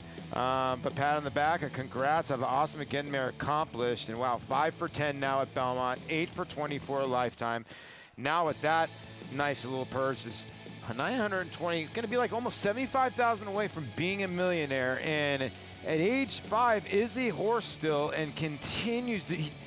I always say an ATM. You talk about an ATM. That's an ATM. Cross country, pick 5 follow along. It ended with pat on the back. And the NYRA Vets late pick 5 follow along. Still 1 leg to go. You can watch the conclusion of that. Don't forget, if you blind William McTell, if you had the 10 horse, you might have it for $1. Check your ticket because favoritism. Favorite. Want to remind everyone, so Fox Sports 2, we're back on Thursday. We'll see you at 4:30. MSG Plus the same. Fox Sports Prime Ticket, we're on 5 to 8 on Thursday. That is when we return. What a performance, though. We couldn't have closed the show any better. Yeah, no, great. It's got my blood up. I mean, I watch a race like that. That's when I miss horse racing, because that's horse racing at its best. Richie wants to go ride a horse, and I'm going to go to the batting cages right after this.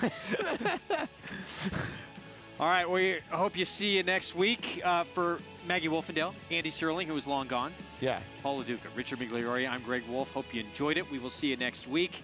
We got the Belmont Stakes in the not-too-distant future. Looking forward to that. We'll talk plenty about that next week. Coming up, what a day of racing that showcased New York breds here in Elmont, New York. At Lone Star was an upset with Adora getting to the winner's circle, beating a 3-5 favorite. We will see you next week. Pat on the back with the victory here in the Commentator.